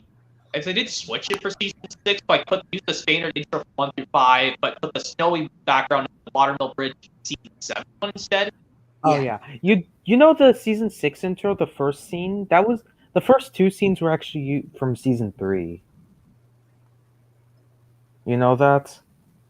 Yes, Not to mention, that should have been used in the seasons 3 to. That should have also been used in season 3, season 4, and season 5 during the intro, not just season 6, just to match the season. yeah. It should be, but and also this Blake Living 2000. I think you've seen. I'm pretty sure you've seen this episode, Sky Soccer of season 3 of Dragon Tales. When LPA tells these dragons to be on the dragon team, he tells Spike, Cassie, and Jack and Lacey to be on this team. And get this, they don't even make Spike speak once, but they mention his name and he's in the episode. That brought me like these Thomas episodes. How yes, Thomas is in the episode. He's in the episode. They mention his name, but he doesn't talk. For example, Like, Percy in the Signal. Yes, when Percy says to James and Gordon, "I need to take some freight cars to Thomas's Junction." Thomas is in the background. They mention his name, but he doesn't speak. I think it was the only time, right? There's whistle in the background at one point too. Like there's 2 scenes. Yes, and yes, like when Thomas passes Percy, in that when Percy says, "Never mind, I'll manage," Thomas doesn't say a word. Yeah, There's and another playlist I'm trying to add. Add episodes individual episodes where Thomas does appear in the episode and they mention his name, but he doesn't speak at least once. You know what was kind of weird? Like how in Diesel's Devious Deed, Thomas and Percy were completely absent, but yet in A Close Shave for Duck, which follows the events from that episode, Thomas and Percy are in the shed. Well, they do mention Thomas, and he's in there, but he doesn't speak. yeah. Like I said, like ones where Thomas is in the episode and he's mentioned, but he doesn't talk. Well, like another example is Henry gets it wrong from season 12. Oh yeah, Thomas. I don't think it's a cameo or anything. He just doesn't speak. That's it. Well, there were some season 2 episodes where Thomas doesn't appear at all, like Diesel's Devious Deed. It's just Gordon, James, and Henry, and Doc and Diesel, and that's pretty much it. Yeah, Actually, and also Sir Topham Hatt, if you could count him. Yes. I'm talking about engines, though. Yeah, well, there's another playlist I'm trying to do, Flicka, like add episodes where Sir Topham Hatt does appear. Well, first off, like ones where Sir Topham Hatt does appear, but he doesn't talk. You know, at the very, very beginning of Thomas and Friends, there's a figure of Sir Topham Hatt, but we don't see him properly until come out Henry. Yeah. Like when the narrator says it was. And you want to know what Sir Topham Hatt said to Henry in the episode "This Come Out Henry"? He's like, "We shall take away your rails and leave you here for always and always and always." That way hard. Very harsh. Yeah. But in the US version, they literally changed it saying, "We shall take away your rails," he said, but change it and leave you here until you're ready to come out of the tunnel. That's also the George Carlin. Also, I can do the George Carlin version of "Come Out, Henry." We shall take away your rails, he said, and leave you here until you're ready to come out of the tunnel. Yeah, honestly, I think that sounds a lot better because you know the UK one just sounds a bit too harsh. Yeah, it sounded like Henry was going to be stuck in there forever. But at least in the episode after the events of that, Henry was able to redeem himself because he realized Gordon burst his safety valve after going way too fast. And like actually, I love how the U.S. version they mentioned Ringo and George say they say there was proud Gordon going slower and slower. But in the UK, they just say and there was Gordon going slower and slower. But all the rest is the same. In a cloud of steam, his driver stopped the train. Yeah, but in the U.S. version of in Ringo Starr's U.S. narration, he says, "And there was proud Gordon going slower and slower." In a cloud of steam. Yeah, that one was still kept. Yeah, I don't know also, why they keep. I don't know why they redubbed some of the lines, but keep the rest of them the same as the UK. That's what I find odd about those Ringo versions. But at least George Carlin, like you could say the same thing for Old Iron, because Old Iron is completely like the UK version. The Ringo Starr US version, you know that? Yeah. Until you get to the last scene. And so it's gonna really confuse the audience. The US version of Thomas and the Missing Christmas Tree has dialogue completely cut out. It's just a UK version with just some dialogue removed. Yeah, only because this was recorded when Ringo left. Because they didn't have time to add some additional like say Sir Topham Hatt. They just took out all the sentences mentioning Sir Topham Hatt. They don't even mention the Sir Topham Hatt. But luckily, like when they did Thomas's Christmas party, they did do that. Like when they say, like after they say, "And you and Toby gave her presents," Percy joined him, "and Sir Topham Hatt sent her to Baltimore to get better." You know what would have been really better for Ultimate Christmas is if we could possibly have episodes with George Carlin, Alec Baldwin, and Ringo Starr, not just George Carlin and Alec Baldwin. Yeah. Like, maybe we could have the season 1 and season 2 episodes. We could have the season 1 episodes on the Ultimate Christmas one being narrated by Ringo Starr, and then the ones from seasons 2 to 4 by George Carlin to make it even. Yeah. Well, yeah, but I think in general, I think Ringo Starr should have like re-narrated every single Thomas episode from season 1 and 2 for the Ringo Starr for the US version. Although Ringo Starr did narrate like almost all the season 1 episodes except one. Whistles and Sneezes. But you can find the UK version on the earlier's box set. You can find the earlier's box set and you can watch the Ringo Starr Whistles and Sneezes version. But they never made a United States Ringo Starr version of Whistles and Sneezes. Yeah. Everything would be the same as the UK version. If Ringo did do Whistles and Sneezes in the US, everything would be the same except they make a different dialogue for Sir Topham Hatt. They would just say Sir Topham Hatt covered his ears too. Yeah, but I think every single line that Ringo does redubs should be completely redubbed, you know? Yeah, and also for example, Foolish Freight Cars or something like that, it was very close, okay? It was like completely redubbed and everything. Well, almost. Well, yeah, and of course, like actually in the scene at Proudly for James, aka James Express, when the Ringo UK one, he says, "Meanwhile, all the passengers hurried over to the Baldwin office." In the Ringo Starr US version of Proudly for James and George Carlin say hurried over to the ticket window. Before they say, "We want our money back," they shouted. And what else I kind of find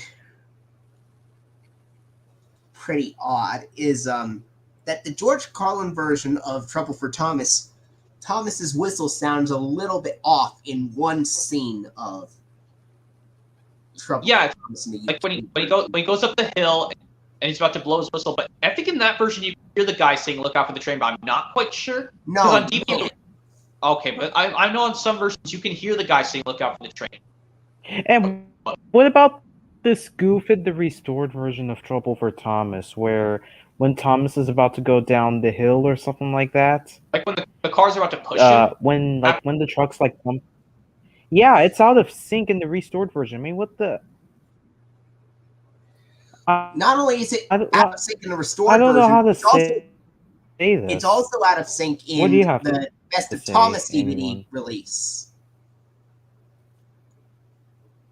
I think he's trying to say it's also out of sync in the Best of Thomas VHS and DVD. If you have the Best of Thomas on VHS or DVD, that's also how you can see it out of sync, is on the Best of Thomas. Yeah, out of sync except they actually show the brake van. And if well, in the restored version, I think you can see the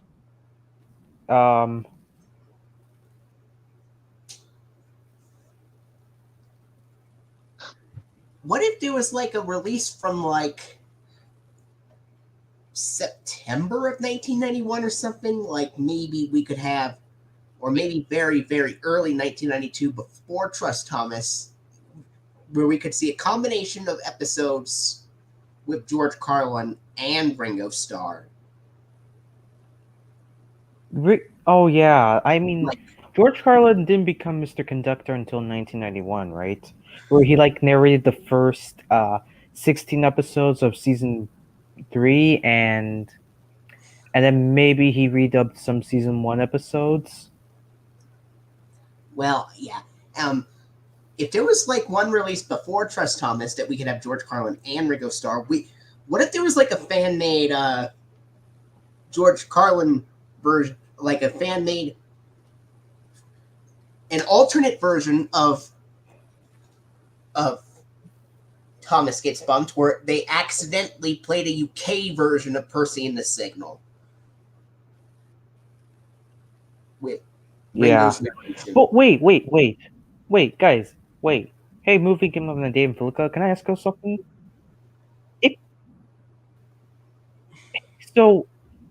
If Percy and the Signal was redubbed by Ringo Starr for the US audience, how would he redub it, by the way, if he did? Well, he would say, how would he really redub Percy and the Signal? He was cross with James and Percy for causing so much trouble.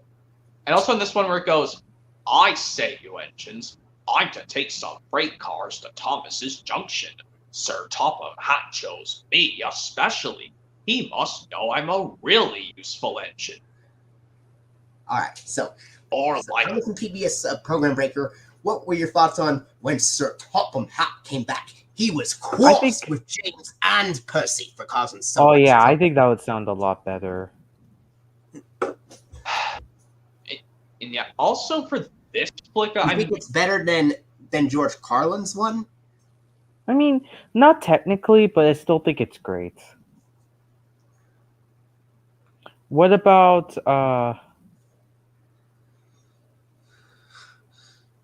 Mike?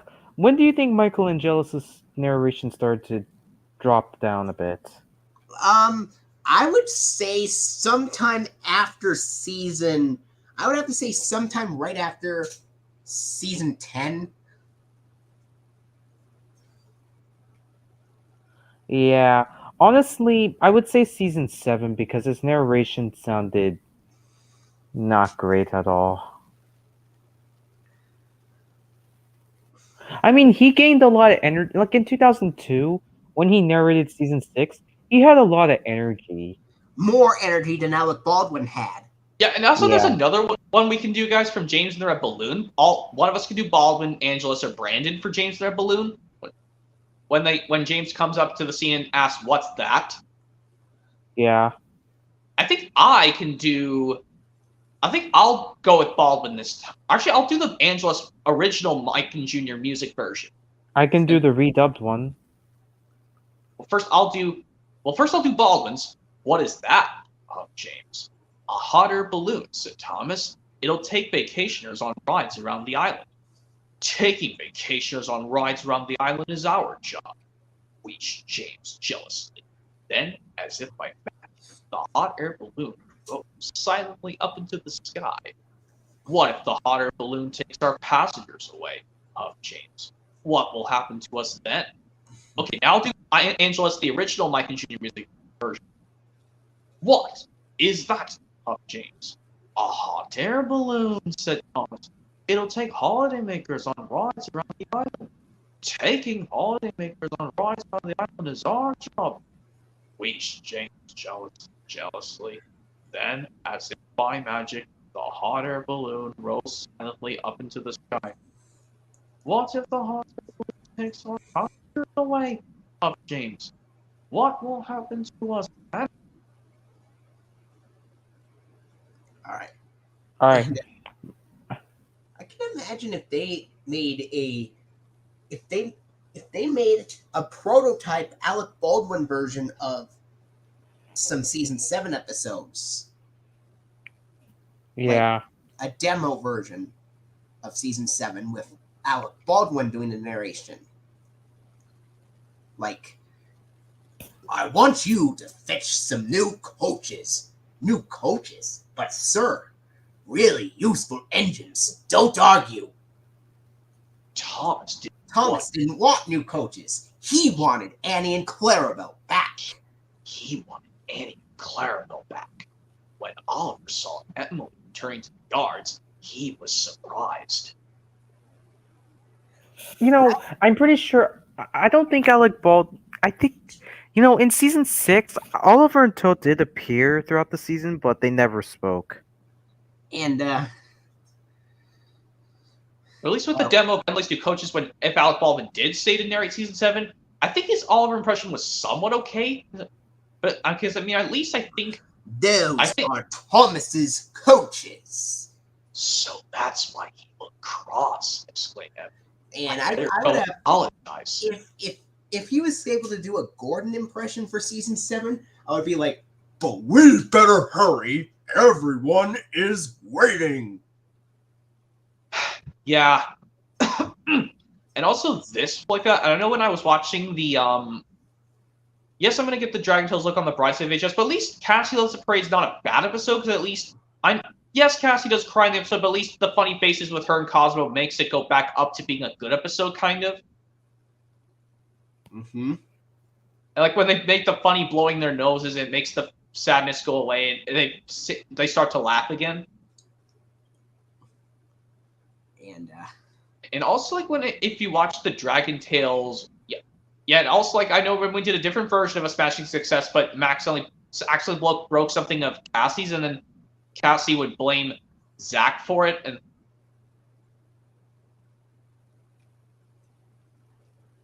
it's just, I didn't take your flute, Cassie. Honestly, I'm being honest, Yeah, don't blame Zachy for it, Cassie, please. I'm sure he's really telling the truth. Don't blame it on him, please. Yeah. Oh, and sorry. Well, I don't know, Cassie, because I wasn't the one who did it. And then, of course, you, Ord? No, well, before we do that, it's well, first we'll do the scene. Psst, Ord, over here. Huh? What is it, Max? I have to tell you something really, really big, Ord. What is it, little buddy? I broke Cassie's flute. You did? Well, I think you should tell her right away, Max. But I'm scared, Ord. What if Cassie doesn't want to be my friend anymore? Can't you just try telling her for me? Oh, I don't think that's such a good... I don't know if that's such a good idea, Max. That's a silly idea. Please, Ord, I don't want Cassie to be mad at me. Can't you try for me, please?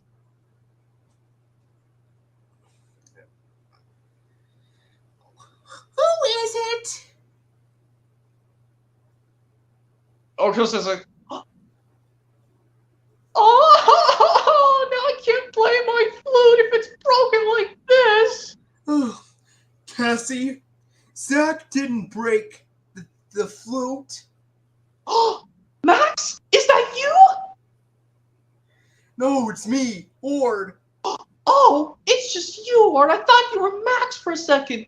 What do you want to tell me about? My flute is broken and I can't play it like this. I know your flute is broken, but Zach didn't break it. Someone else must have broken it. Really? Then I guess it was you then, Ord.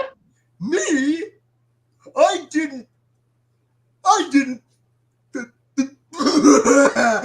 didn't break it. Max, thanks a lot, buddy.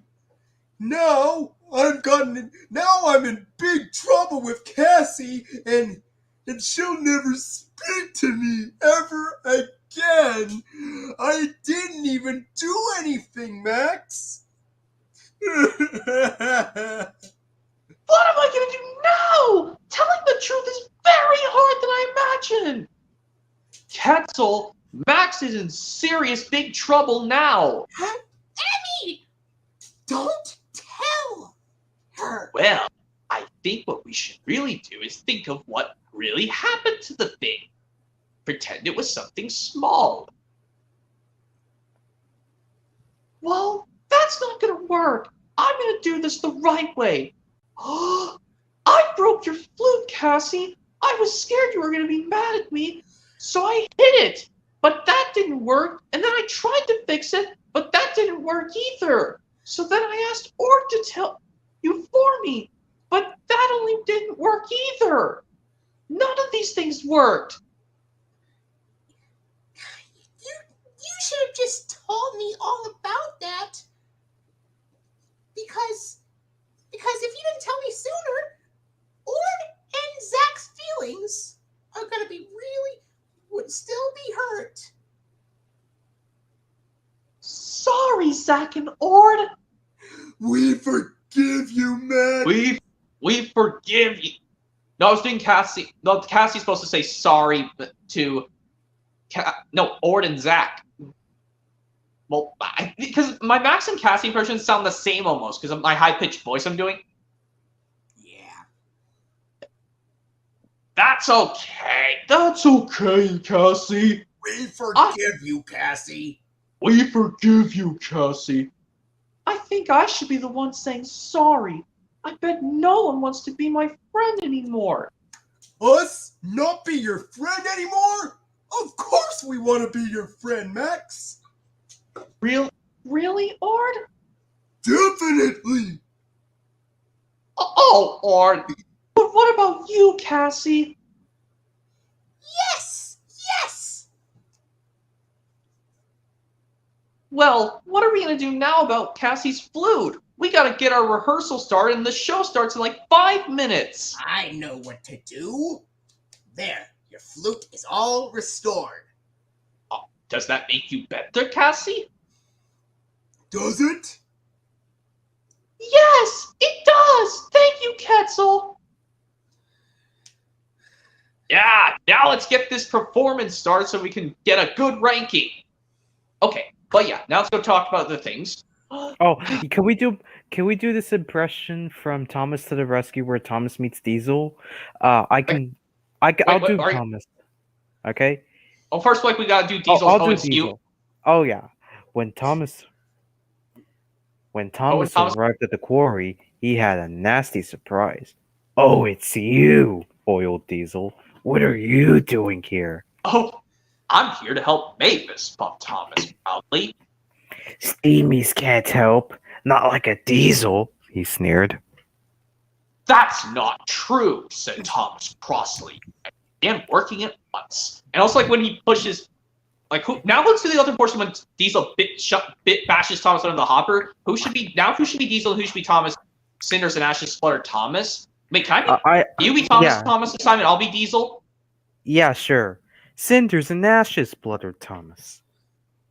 Then, when Thomas let off steam, Diesel sniffed louder than ever.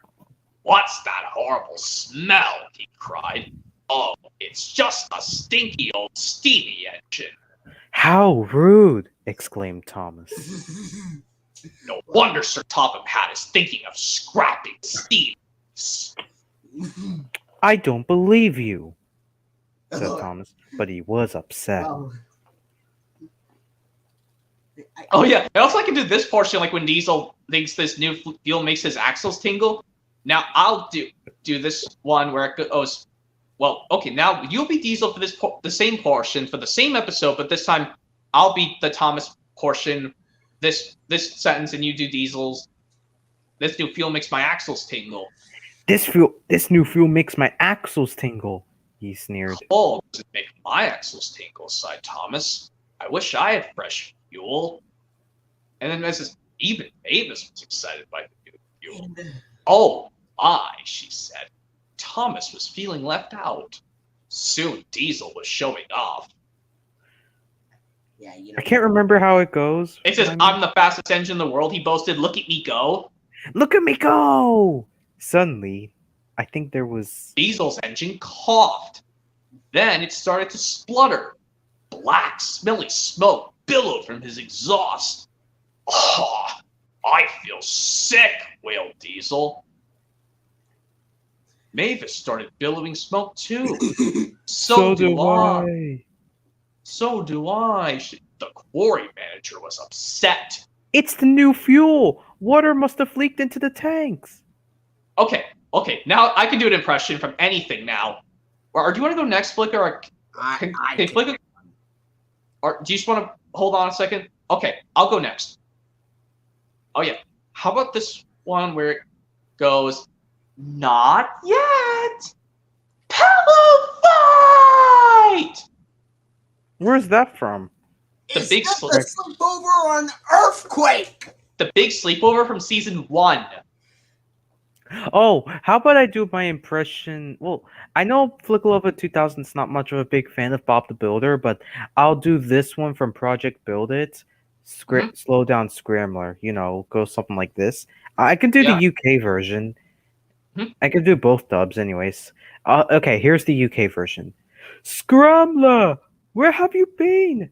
Well, I was coming to get you, and then I thought I'd get Wendy instead, and yes. And I was rushing it, and the cement fell into the river. Oh, brilliant. Oh dear. You're right, Dizzy. Speed isn't important. I just made a big mess of things. And you should really have come and gotten me when Dizzy got stuck, Scrambler. I know. Oh, I'm really, really sorry, Dizzy. What about the cement, Bob? Well, once I fetched more from the yard and made the mud on this side of the river and waited for the abutments to set. The bridge isn't going to be finished today, is it? No, Lofty, I don't think it is. Oh, man. Oh, well, come on. Now I'll do the U.S. Even though I'm not really a fan Okay, of do the U.S. version? Do the U.S. version. U.S. version. I'll do something else that's also about the build.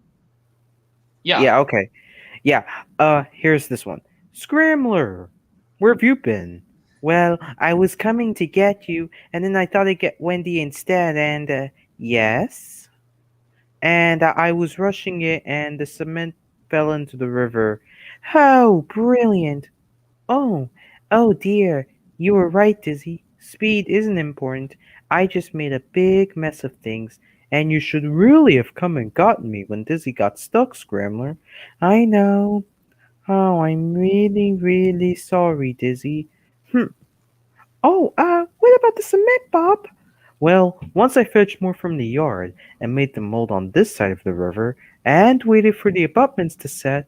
The bridge isn't going to be finished today, is it, Bob? No, Lofty, I don't think it is. Oh, man. Oh, well, come on. That's it. Okay, now I can go next. How's this?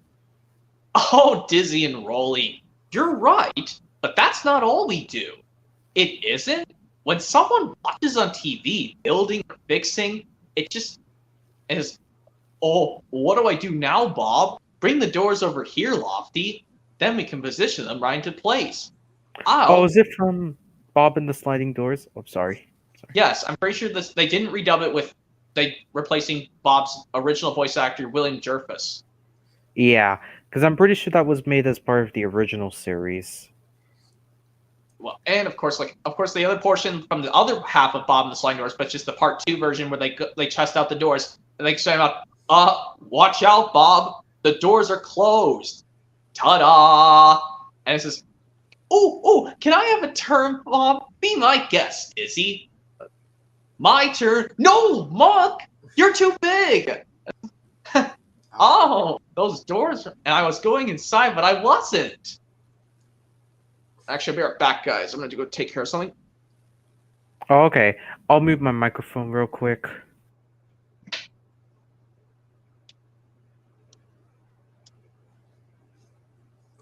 All right, here I am. It only took a second. And, All right. oh, yeah. How about this impression where it goes... Oh, yeah. How about this scene where it goes, oops, sorry, matey, called Salty. I didn't expect to see the flagpole down there. It's not tall when you lay it down. Oh, sorry, I'm back, Thomas. I just had to turn my light on. Oh, wait a minute. I think he muted his mic. Sorry. Hello? Hello? I'm Okay, back. okay. I just had to turn the light on. It only took me a second. Let me just try again. Oops, sorry, matey, called Salty. I wasn't expecting to see the flagpole down there, huffed Henry. It's not tall when you lay it down, matey.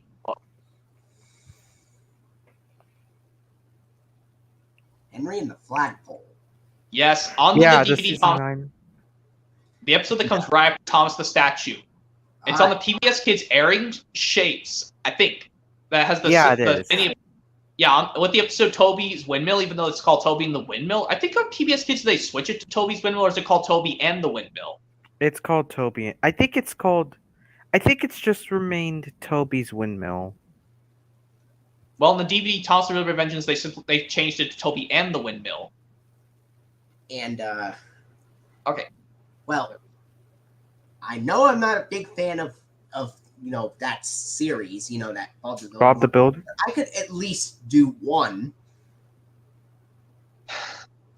All right. It's me, Lofty. What's wrong? Oh, Muck. I get it. It's just like how I'm scared of heights. Don't worry, Muck. Oh, Everyone's was it from...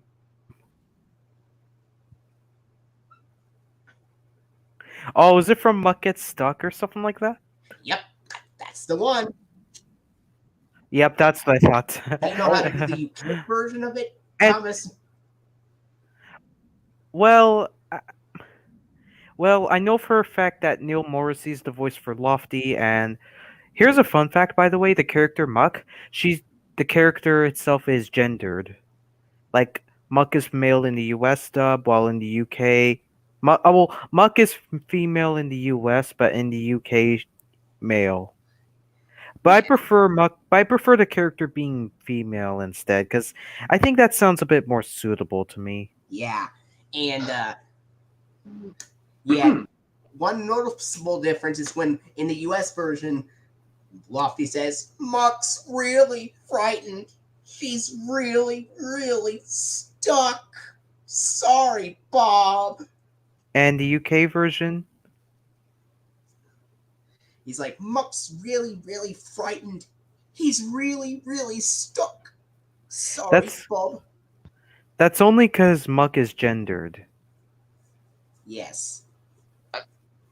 And and also this where it goes.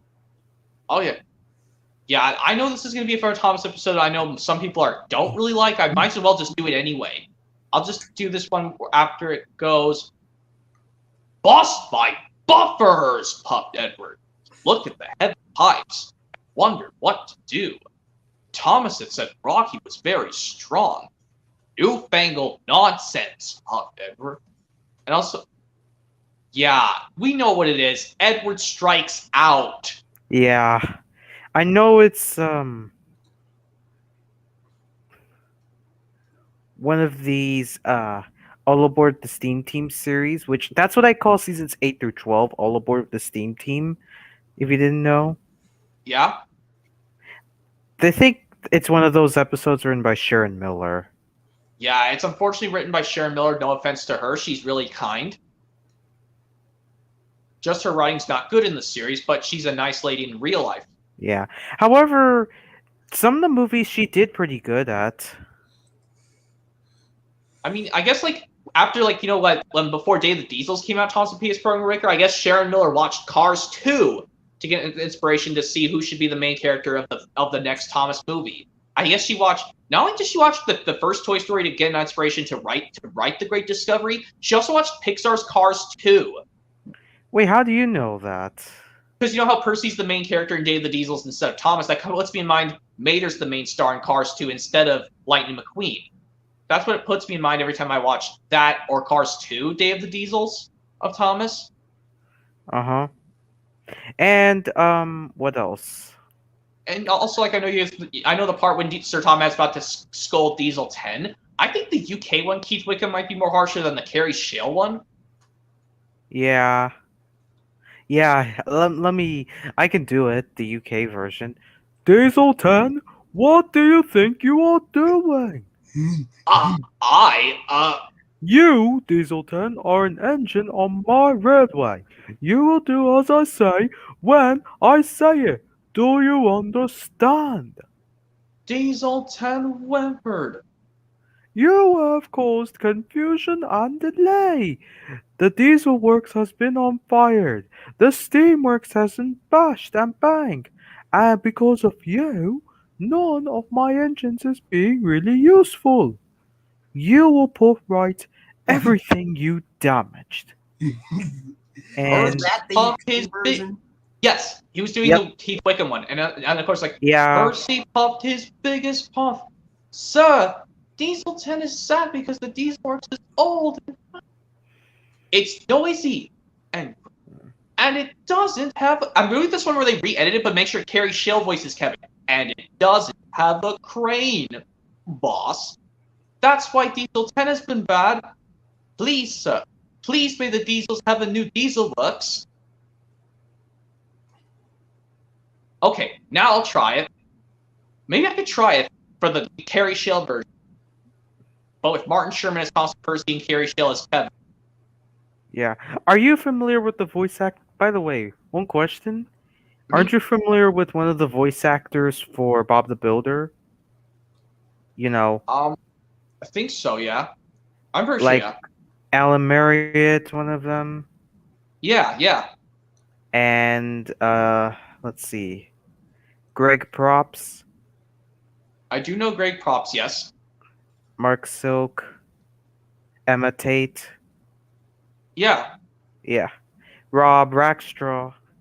Do you know Rob Rackstraw, yeah? Who did eventually voice James starting with The Adventure Begins onwards in the US?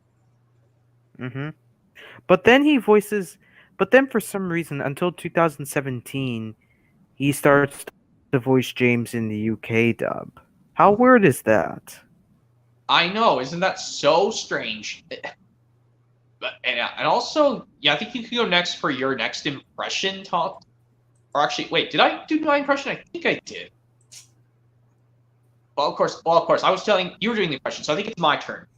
So I don't know, Flicka, what's... Oh, no, just me and you can go, Thomas. Yeah, I think I'll go next, Thomas and PS Program Breaker. Hopefully, good things... Yeah, I think you should go. You at least, like... No, I'm saying, like... Well, okay, as long as Jake Martin's not in here, because I'm sure he doesn't want to hear these quotes from these bad episodes. Well, I guess it's safe for me to do them since you know who Jake Martin is in here. Even though it'd be cool if he was, but I'll just do it myself. Oh, how about this one where it goes, "Give me the ball, Emmy." Oh yeah. I know where that's coming from. You're playing out there with Ford. No, not again. The no-hitter episode, yes. I'm only doing the portion when Max and Emmy are starting to argue. Oh no, not that one. Not that one. Ugh. Then let me switch to a different episode then. Yeah. How about this one where What about Oh, actually, let me try this one where it goes. Gosh, how about this? How about this one where it goes? Hey, you didn't give me a chance to finish my story.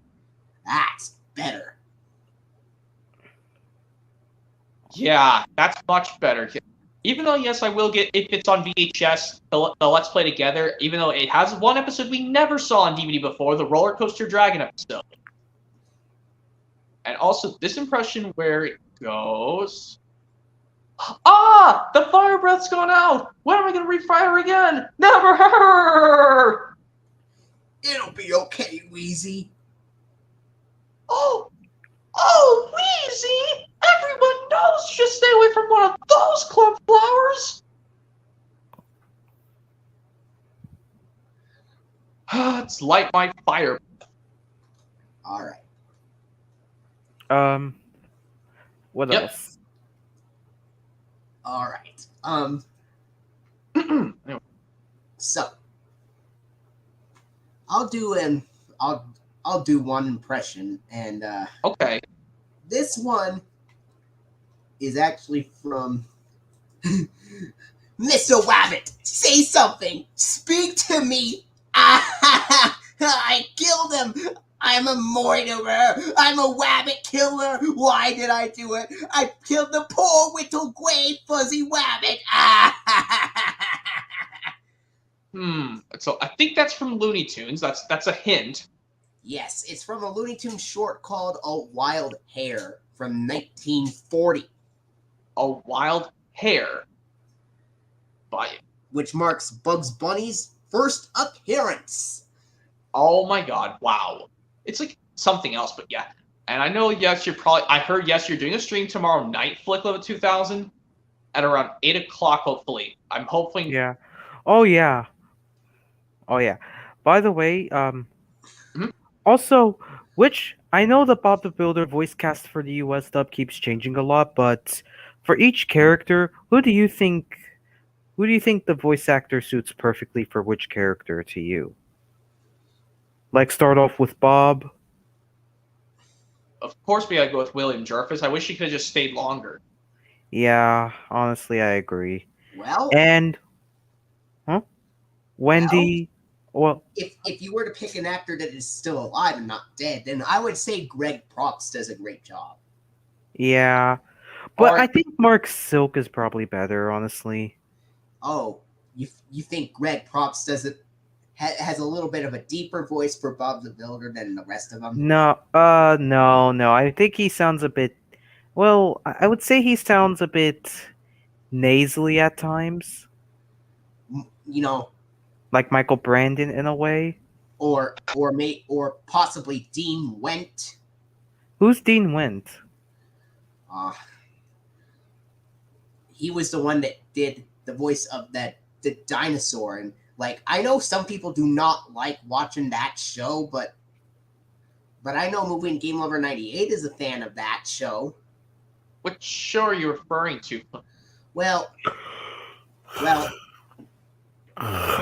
he has the same name in, the Flintstones. Like Fred Flintstone, Barney Rubble. That's the name of the. That's the name. That's the first name of the dinosaur that I'm referring to. Oh, I mean, yes, I'm trying to get Flintstones the complete series on DVD, even though I never watched it back in the day. Well, even though I think they might have the show on Cartoon Network. I think because that's what they do with Tom and Jerry. Kind of has, like a pretty, almost goofy like voice, even though it's an educational show, and Yeah. well, Also, what about Neil Morrissey as the character? I mean, I know he's a UK voice actor, but what about Neil Morrissey?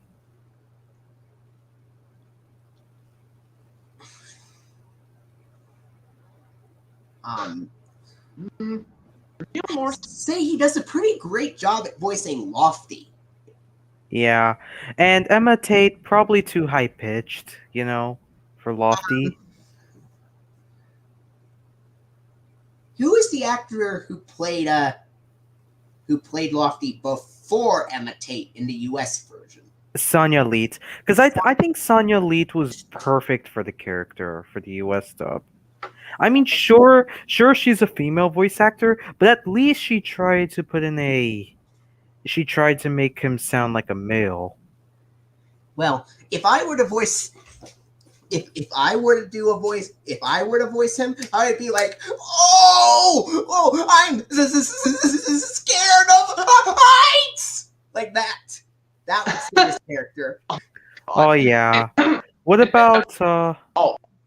What about when he was? Oh. Oh dear. Oh. Oh dear. I was gonna. Huh? Well, I was gonna actually say this, Flippo 2000. I was watching your stream you did a while back showing the Columbia TriStar DVD collection when you showed off when you did them in alphabetical order. One of these YouTubers said in one of your streams, he said like a funny thing, make Cassie flush something down the toilet, but there are no such thing as portable toilets in Dragonland. like when I think this Alex guy was in that one stream of yours showing the Columbia TriStar DVD collection, the 2021 edition from 2 years ago, but that one I couldn't join. But I watched that. It was like, wait. What? I put through the comments saying, no, you can't. Don't make her flush down the sugar plums down the toilet. And like, make him say, Spike, that's it. I'm flushing the sugar plums you stole from me down the toilet. But there's no such thing as portable toilets in Dragonland. Just like they can't do. They just can't do. Just like they cannot do security cameras in the school in the sky, or have someone call Max Nami's parents from Dragonland, or use police. But we just imagine it ourselves. Wait, how on earth did you? Wait. So no, I was watching this one. Huh? I was watching this one portion of Flicka's stream where showing off the Columbia TriStar DVDs, but they showed them in alphabetical order. When they got to the DVD, Don't Give Up, That Is the Trash Bully for You. This one person called Alex Berto, however you say his name. Bartolo? He said like a funny. Yeah, do you know him? I think I remember him. Like I remember. He's got like a cool hairstyle, and he's got like he wears this kind. I think he's got the same eyes as me. I think he does videos of traffic lights. Yes, he does. Yeah. Traffic lights. Yeah, in one of Flicka's streams, he made a funny quote saying, Spanner is what he's called nowadays. Yeah, back when he was called something else, but now I just call him Alex for short. A different Alex person. Like, he made a funny quote saying, make Cassie flush the sugar plums that Spike stole from her down the toilet, even though, like I said, there are no portable toilets in Dragonland. Oh, yeah, it's so funny. I would have squirted water from my nose. Yeah, I almost did that too, but anyway. But now let's think about something else to talk about. What about Rob Rackstraw, and who do you think is the best voice actor for Spud? Alan Marriott or Rob Rackstraw? Here's a fun fact, by the way. Starting with Project Build It, Alan Marriott did still voice Scoop and Travis, but he stopped voicing, for some reason, voicing Mr. Bentley and Spud. And the one line I remember from this one Bob the Builder episode, he goes, how many times have I told you not to play with things that don't belong to you, Spud? Oh yeah.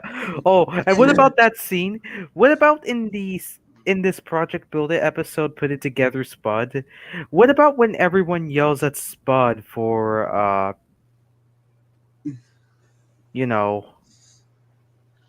for causing a lot of confusion? I can't see. Wait, is it from the original Bob the Builder series or from Project Build It? It's Project Build It. I haven't watched it in a while. I don't think I've seen it, but I'll have to probably give it a watch.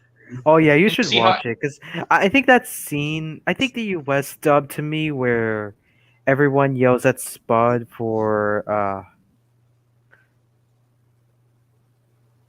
about the machine he built, like well, I don't know, but like Disney was like, how are you gonna fit it through the door? And then everyone yells at Spud. Oh, Spud. The US dub to me is funnier. Yeah, and also, I also know this. That I can tell the difference between the. Oh yeah, I can actually do this impression. Well, no, not the impression, but I can tell the difference between the The only mistake when me and Flicka did this toss of PS Program Breaker, we did an additional dialogue with Gordon coming to the scene after Percy gets really cross to Thomas and tosses the statue, saying, "Please stop talking about the statue." And Gordon, and neither do I. And Gordon comes into the scene and says, "Yeah, Tom, that's right, Thomas. Stop talking about the statue. You know what you are, Thomas. You're nothing." Actually, I'll try this. Well, first, let's try this Flicka for Thomas for the part and toss the statue. But when Percy gets really cross to Thomas, telling him to please stop talking about the statue. And then Gordon additional dialogue with Gordon saying, "That's right, stop talking about the statue. You know what you are, Thomas. You're nothing but a show off." But first one says, "Please stop talking about that statue," said Percy. Thomas gasped.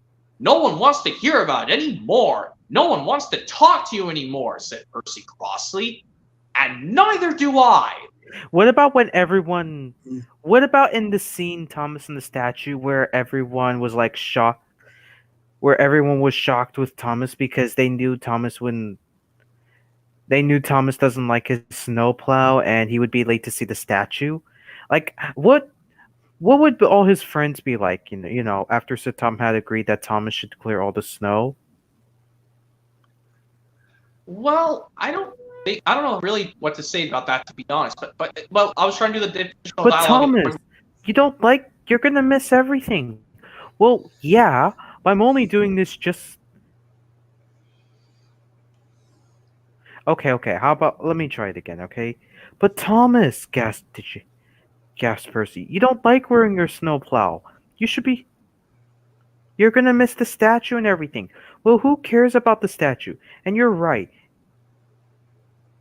I shouldn't have been talking to you about how it's my statue. Sorry. Yeah.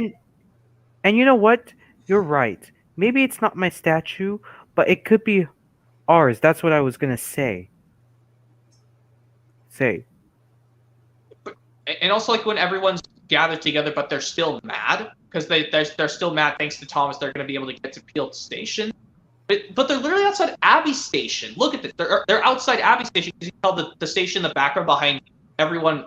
The other 4-engine spot. Everyone cross Emily, Toby, Percy, and Gordon. They're literally outside Abbey Station. That was the station Thomas was outside earlier when it was still cloudy and foggy. Yeah. But of course, but of course, like, everyone's like all shocked when everyone's also like everyone's faces were surprised when like all the engines gas and Gordon explains out that's not Thomas. Actually, I was wrong. Gordon did not speak. There was not additional time where Gordon was silent in this episode. He did actually say one set of dialogue when he explains out that's not Thomas when he's surprised that statue is not like Thomas. Like when he says, "That's not Thomas," said Gordon.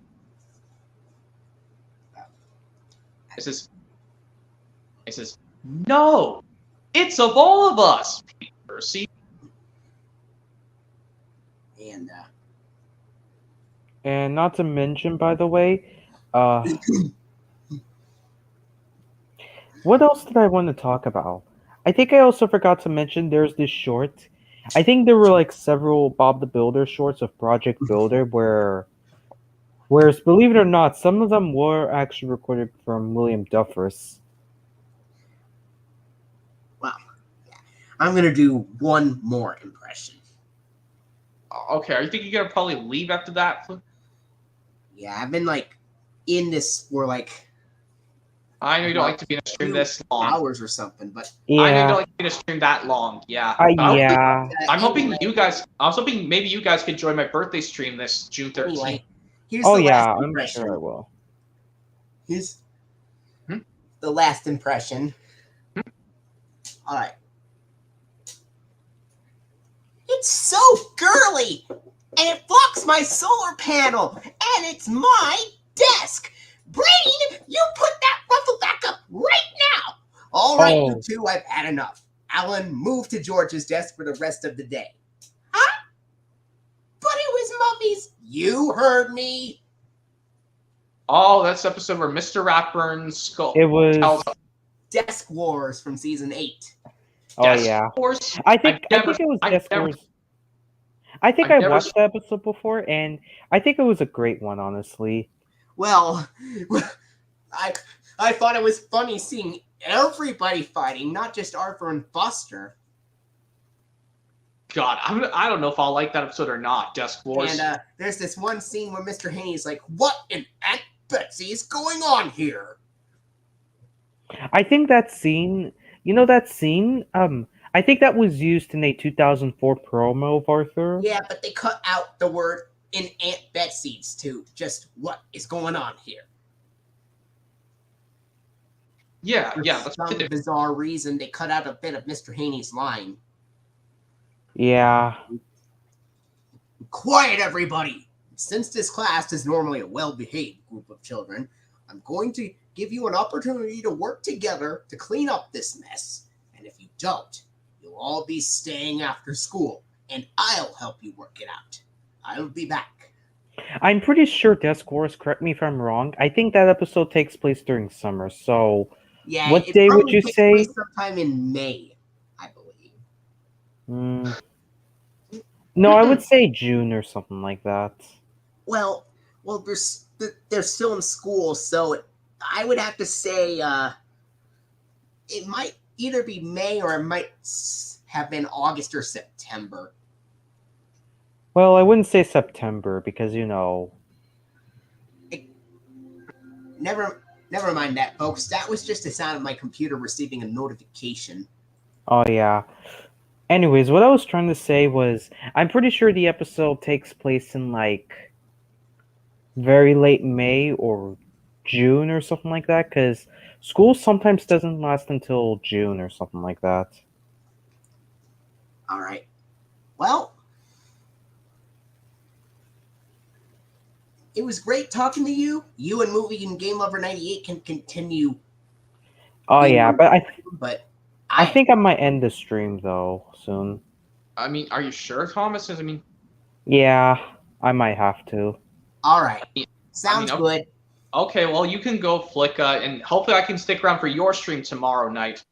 Okay. Oh, yeah. Well, as he left, yeah. Yeah. Well, anyway, let's see what time it is. It's 9:30 in my area. 8:27. Well, 8:20. Well, 9:27 rather. It's close to 9:30. My bad. Oh yeah. So this Arthur episode, Desk Wars, by the way, I was trying to mention. I think I've heard the name, but I unfortunately never had a chance to watch it. Oh yeah, you should watch it. I mean, I watched the episode as a child, and I thought it was a pretty good episode, honestly.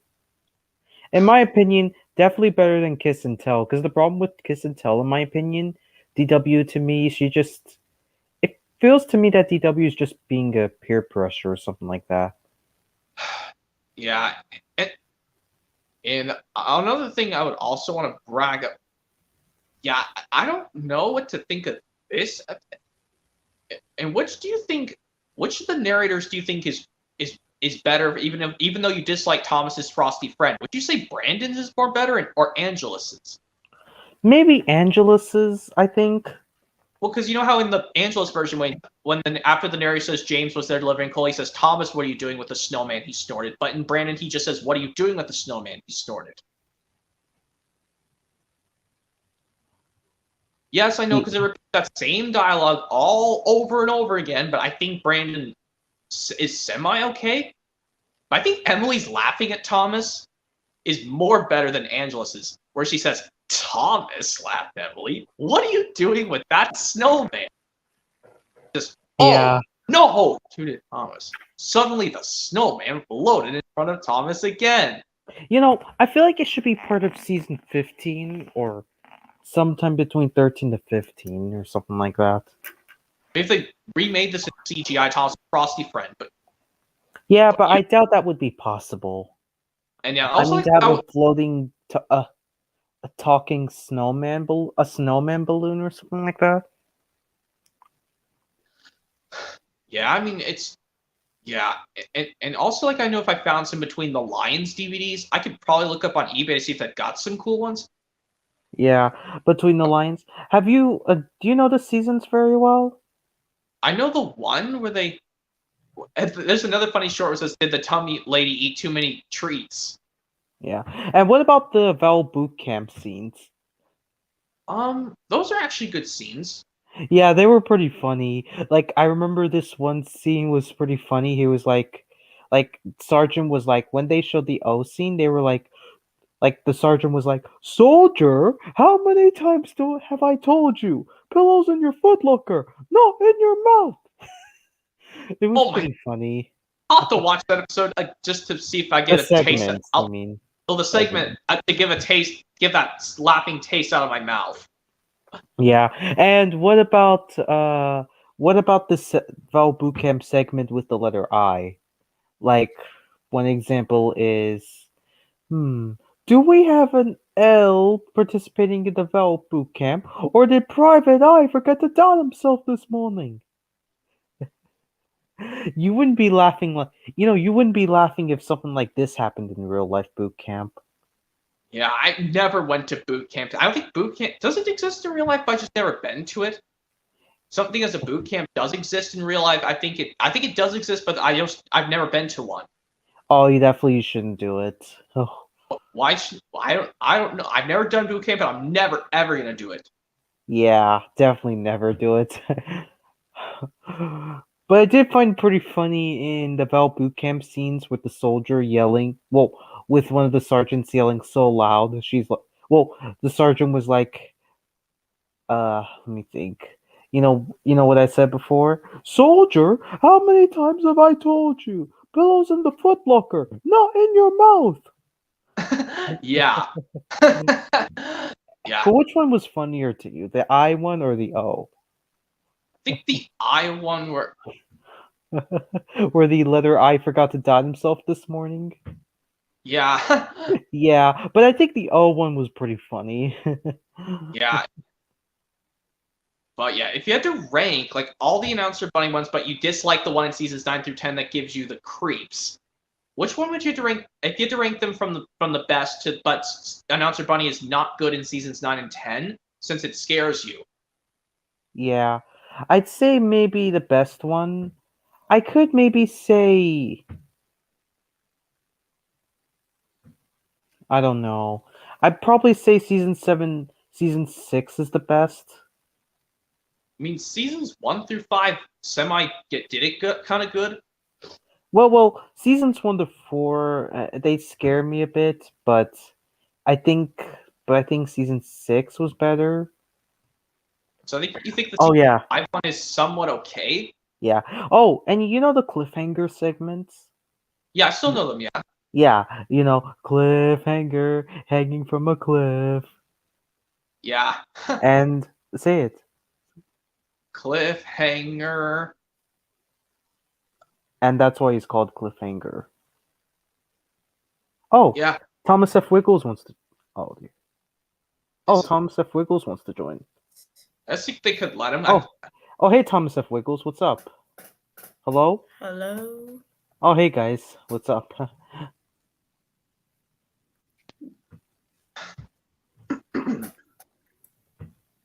Hello. What's up, guys? Hey, Thompson, PBS Program Breaker. Hey, Thomas F. Wiggles, what's up? I found it. Anyway, so we were talking about the cliffhanger segments, but we were also talking about Announcer Bunny from Between the Lions. It goes like this: cliffhanger hanging from a cliff. Yeah. And that's why he's called Cliffhanger. That's how it goes. That's funny. Yeah. And I'm pretty sure there were some cliffhanger segments where at the end there was one that has the chorus singing. I think that was most common, but then there are some ones that have the male singing it alone, the last verse. Yeah. Oh yeah, and congrats on your graduation, Thomas and PBS program. Oh, thanks. You guys graduate from high school yet? Oh no. I don't think they have yet. Well, I'm graduating. However, we're getting in 8th grade. Oh, okay. That's great. We're still in middle school, so. Oh yeah. Anyway, yeah, so I was also going to tell you guys my birthday's coming up in a few days. Several days to my birthday. Yeah. Well, then, happy early birthday, Moving Game Over 98. Yeah, oh yeah, happy early birthday, by the way. Thanks. Yeah, thanks for giving me the early thing. But my actual birthday you guys will definitely be joining my birthday stream for sure. Yeah, hopefully I'll We'll join. try. Yeah, because you guys should have seen my Wiggles DVD collection. Toss Up Wiggles fan. You should have seen my Wiggles DVD collection stream. Well, we looked at it, but we didn't know you were doing it on the exact day. But we looked at it a day after because we were really busy on that day. So At least I got to show it. Yeah. Well, if you watch it, you'll see me showing off my Wiggles DVD collection. And I remember to put my Wiggles DVD collection. I did remember to put to show off Wiggle Time before Yummy Yummy this time. Because in my other collections, I actually showed Yummy Yummy before Wiggle Time. But then I realized, no, Wiggle. Yeah, like Wiggle Time is released first. Because they say it. I always thought you were right. Yep, like Yummy Yummy should have been first because it's from 2002. But no, I think the other also Yummy from 2002, and the DVD Wiggle Time was like from 2004. But also the other reason why they released Wiggle Time as the first Wiggles release in America is because these characters, like the characters they're the songs of the characters of their Captain Feathersword and the Henry the Octopus song, where it literally I'll just say the lyrics without singing them. It goes, Henry the Octopus lives down the deep blue sea. Henry the Octopus, he's a friend to you and me. Yep, Henry has great band playing in the ocean sand. Sing you all an octopus song. You just sing along, everyone. That's what Henry says. Sing along, everybody. Sing along, everybody. Yeah. But yeah, and I know, like, I was talking about this in my Wiggles DVD collection stream that I say I'm not disappointed about the design of the Wiggles in the 1995 recording of Big Red Car, but it was just titled The Dance Party. So it's like the Wiggles and Captain Feathersword are somewhat the semi-good designs, and I can understand Henry's design is not semi the best, but Dorothy and Wags's are okay. I could also kind of tell that they were on an early budget. Yeah, this was before Anthony had the plain blue skivvy, but they had a teal one. And they didn't have the Wiggles logo on. Yeah, he had a green skivvy. Yeah, he had like a green skivvy on the "Can You Point Your Fingers and Do the Twist" song, and a little bit, and some other songs like "Big Red Car" and "Dorothy's Dance Party" and "Baxter." Oh yeah, I don't watch the Wiggles as much. Well, I never watched it, but yeah, I know you're just a big fan of Thomas and Bob the Builder, Thomas the PS Program Breaker, as well as other PBS Kids shows like Arthur and. I'm also a big fan of Bob the Builder, just like you, Thompson PBS fan Program Breaker. Oh yeah, that's great. What about Between the Lions? Not really. No, I'm into Between the Lions. Oh yeah, and Friends. Oh yeah, Why? And I think I only have 2 DVDs of Thompson Friends. Yeah, for Bob the Builder. Yeah. Just the DVD of Engines and Escapades. Do you know about the DVD Engines and Escapades? Yeah, I'm trying to get the version that's down. No, he's talking about the release Engines and Escapades, Thompson Piece Program Breaker. That's the only one to have all season 11 episodes on a DVD, just like Carnival Capers is the only one to have all season 10 episodes. Yeah, honestly, I think you should get the UK version. Actually, I think the only way you can watch every single season 11 episode is if you get the complete series releases from the UK, which I think I can see why. I think I could see why the UK gets a lot more attention than the US. It's only because of the fact that the show was produced in the US. Well, the UK, I meant. And I also have the 2010 DVD of The Lion of Sodor. I have The Lion of Sodor individual release, but I know Jake. And what about Merry Winter Wish? I've got Merry Winter Wish. I think I remember having that. Can I tell you, it's such a beautiful episode, despite there's a big accident occurs later on, but it's so beautiful. The engine's wishing on the star, closing their eyes. They're wishing on their star effort to think their wish might come true. Yeah. But then after a little mishap, the star got broken, but then Thomas made a wish of his own, saying he wished his friends were coming to help him. And then all of a sudden they came over to help him. Oh yeah, and the scene where Thomas applies his brakes? I think I remember I used to not like that scene because I don't know. Yeah, I don't honestly know. Yeah, Yeah, and I'm also surprised we got almost a season 16 on DVD minus Solar Surprise Day. I mean, we technically got all season 14 because the episode James in the Dark is on a hit favorites DVD Sweet Dreams. Is that In movie game 2010 release?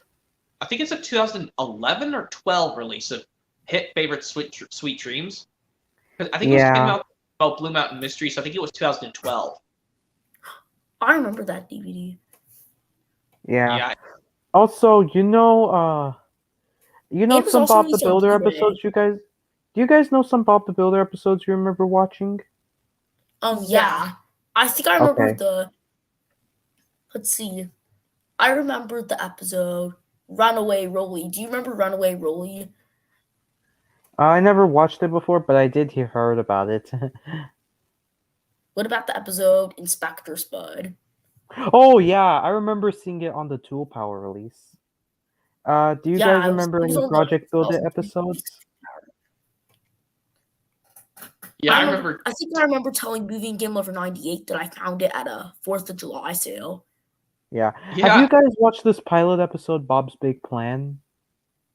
I've heard of it because I watched a trailer of it from the Wiggles Sailing Around the World DVD, but I've never watched the actual special. I did. I watched the actual special of Bob's Big Plan before. Yeah. He did not. I did. But we both watched when Bob became a builder. Oh, yeah. And I forgot to mention, by the way, Bob's Big Plan is a reference of me transferring from high school to university. To me. Because I know you're going to go to college very soon, tossing PS Program Breaker. Yeah. So after the scene where all the Can-Do crew, where Bob and the crew, except Wendy and Scrambler, after they move out of Bobsville, the next scene moves on to a map of Bob and the crew moving to Sunflower Valley, and then the next scene goes to Bob and the crew arriving at Sunflower Valley, and Bob is like, "Well, team, this is it. Sunflower Valley." Yeah. A Movie Game Over 98. What's I up? think I remember telling you about the store Half Price Books, right? Mm-hmm. Yeah. I still know about Half Price Books. I just haven't been there in about 2 years. Because one day when I went there, I found the Thomas and Friends DVD, Tales from the Tracks. Oh, yeah. Hopefully it was not the Lionsgate version, because I remember Gum Robber had that copy separately. Then he got. It was the original. It was the original DVD from 2006. Okay, I just don't tell y'all guys. Mm-hmm. And I also found the DVD of Toy Story 2. Okay, I don't know if it's the 2001 version. It was the 2001 version of Toy Story 2. I think that's the version that comes in that toy box that has a little plexiglass slipcover thing. No, it wasn't. It wasn't that one. It was the one from 2001 that was in like a white case. Oh, I think it's like it's by itself, correct? Yeah, it was like by THX. Oh, I think that's the original. That's released the same time as the VHS, the original 2000 VHS, that DVD release. Yeah. It's like, wow, I didn't know they existed, even though I don't have the Toy Story 2 VHS with me to show. But I can tell you, I still have it, but I'm probably going to get rid of it soon because I want to get the 4K release of Toy Story 2. Oh yeah. Have you ever heard of the Toy Story 2 toy box edition from the I've heard of it. I actually sold at Costco. I actually saw one at my Goodwill, but one of the discs was actually missing. One of my friends was going to buy it when I checked out at my register, and one of the discs was missing. It was just to the first Toy Story, but the supplemental features disc and the Toy Story 2 disc were in there, but the first one was missing. Oh, wow. That's actually kind of cursed, because the fact we already hear this is confusing. We have the fact that it had a Costco, like a manufacturing error, and then 2, one of the discs of the copies are missing. Oh, wow. See, my Costco doesn't sell media anymore. I mean, they have electronics, but they just don't have a section for media. I don't know. I've been to Costco. Oh, okay. I think he's going to be right back. Okay. Well, anyway, while he's getting something, I guess I'll tell you guys something I have cool. something Yeah. to tell y'all. Oh, sure. You can tell me while Thomas is getting something situated. He said he'll be right back. All right. Do you know about Veggie Tales, right? I do, but unfortunately, I'm not interested in hearing Veggie Tales because unfortunately, I don't watch it anymore. Well, do you know about the Josh and the Big Wall Hey video? guys. Yep. Hey guys. Yeah. Yes. I think I have to end the stream. Okay, I'll just go ahead and leave then, Thomas. Yeah, sorry guys. Well, I had to. It's okay. end. At least we got to do this for a while. Okay, Huh? I'll go and go, What's Thomas. Yeah. I was Well, going no, to tell y'all I'll go. something before. Okay, I was gonna really go, quick because I have Thomas. to go. See you, Okay. Thomas. All right. Bye. See you, movie. Bye, Thomas, PBS Program Breaker. See you, Thomas F. And Wiggles. congrats again on your graduation. Thanks. Bye. Bye. Bye. I'll see you guys later. Well, guys, that's it we all have for today. Thanks for joining this Q&A stream, and I'll see you guys later. Bye.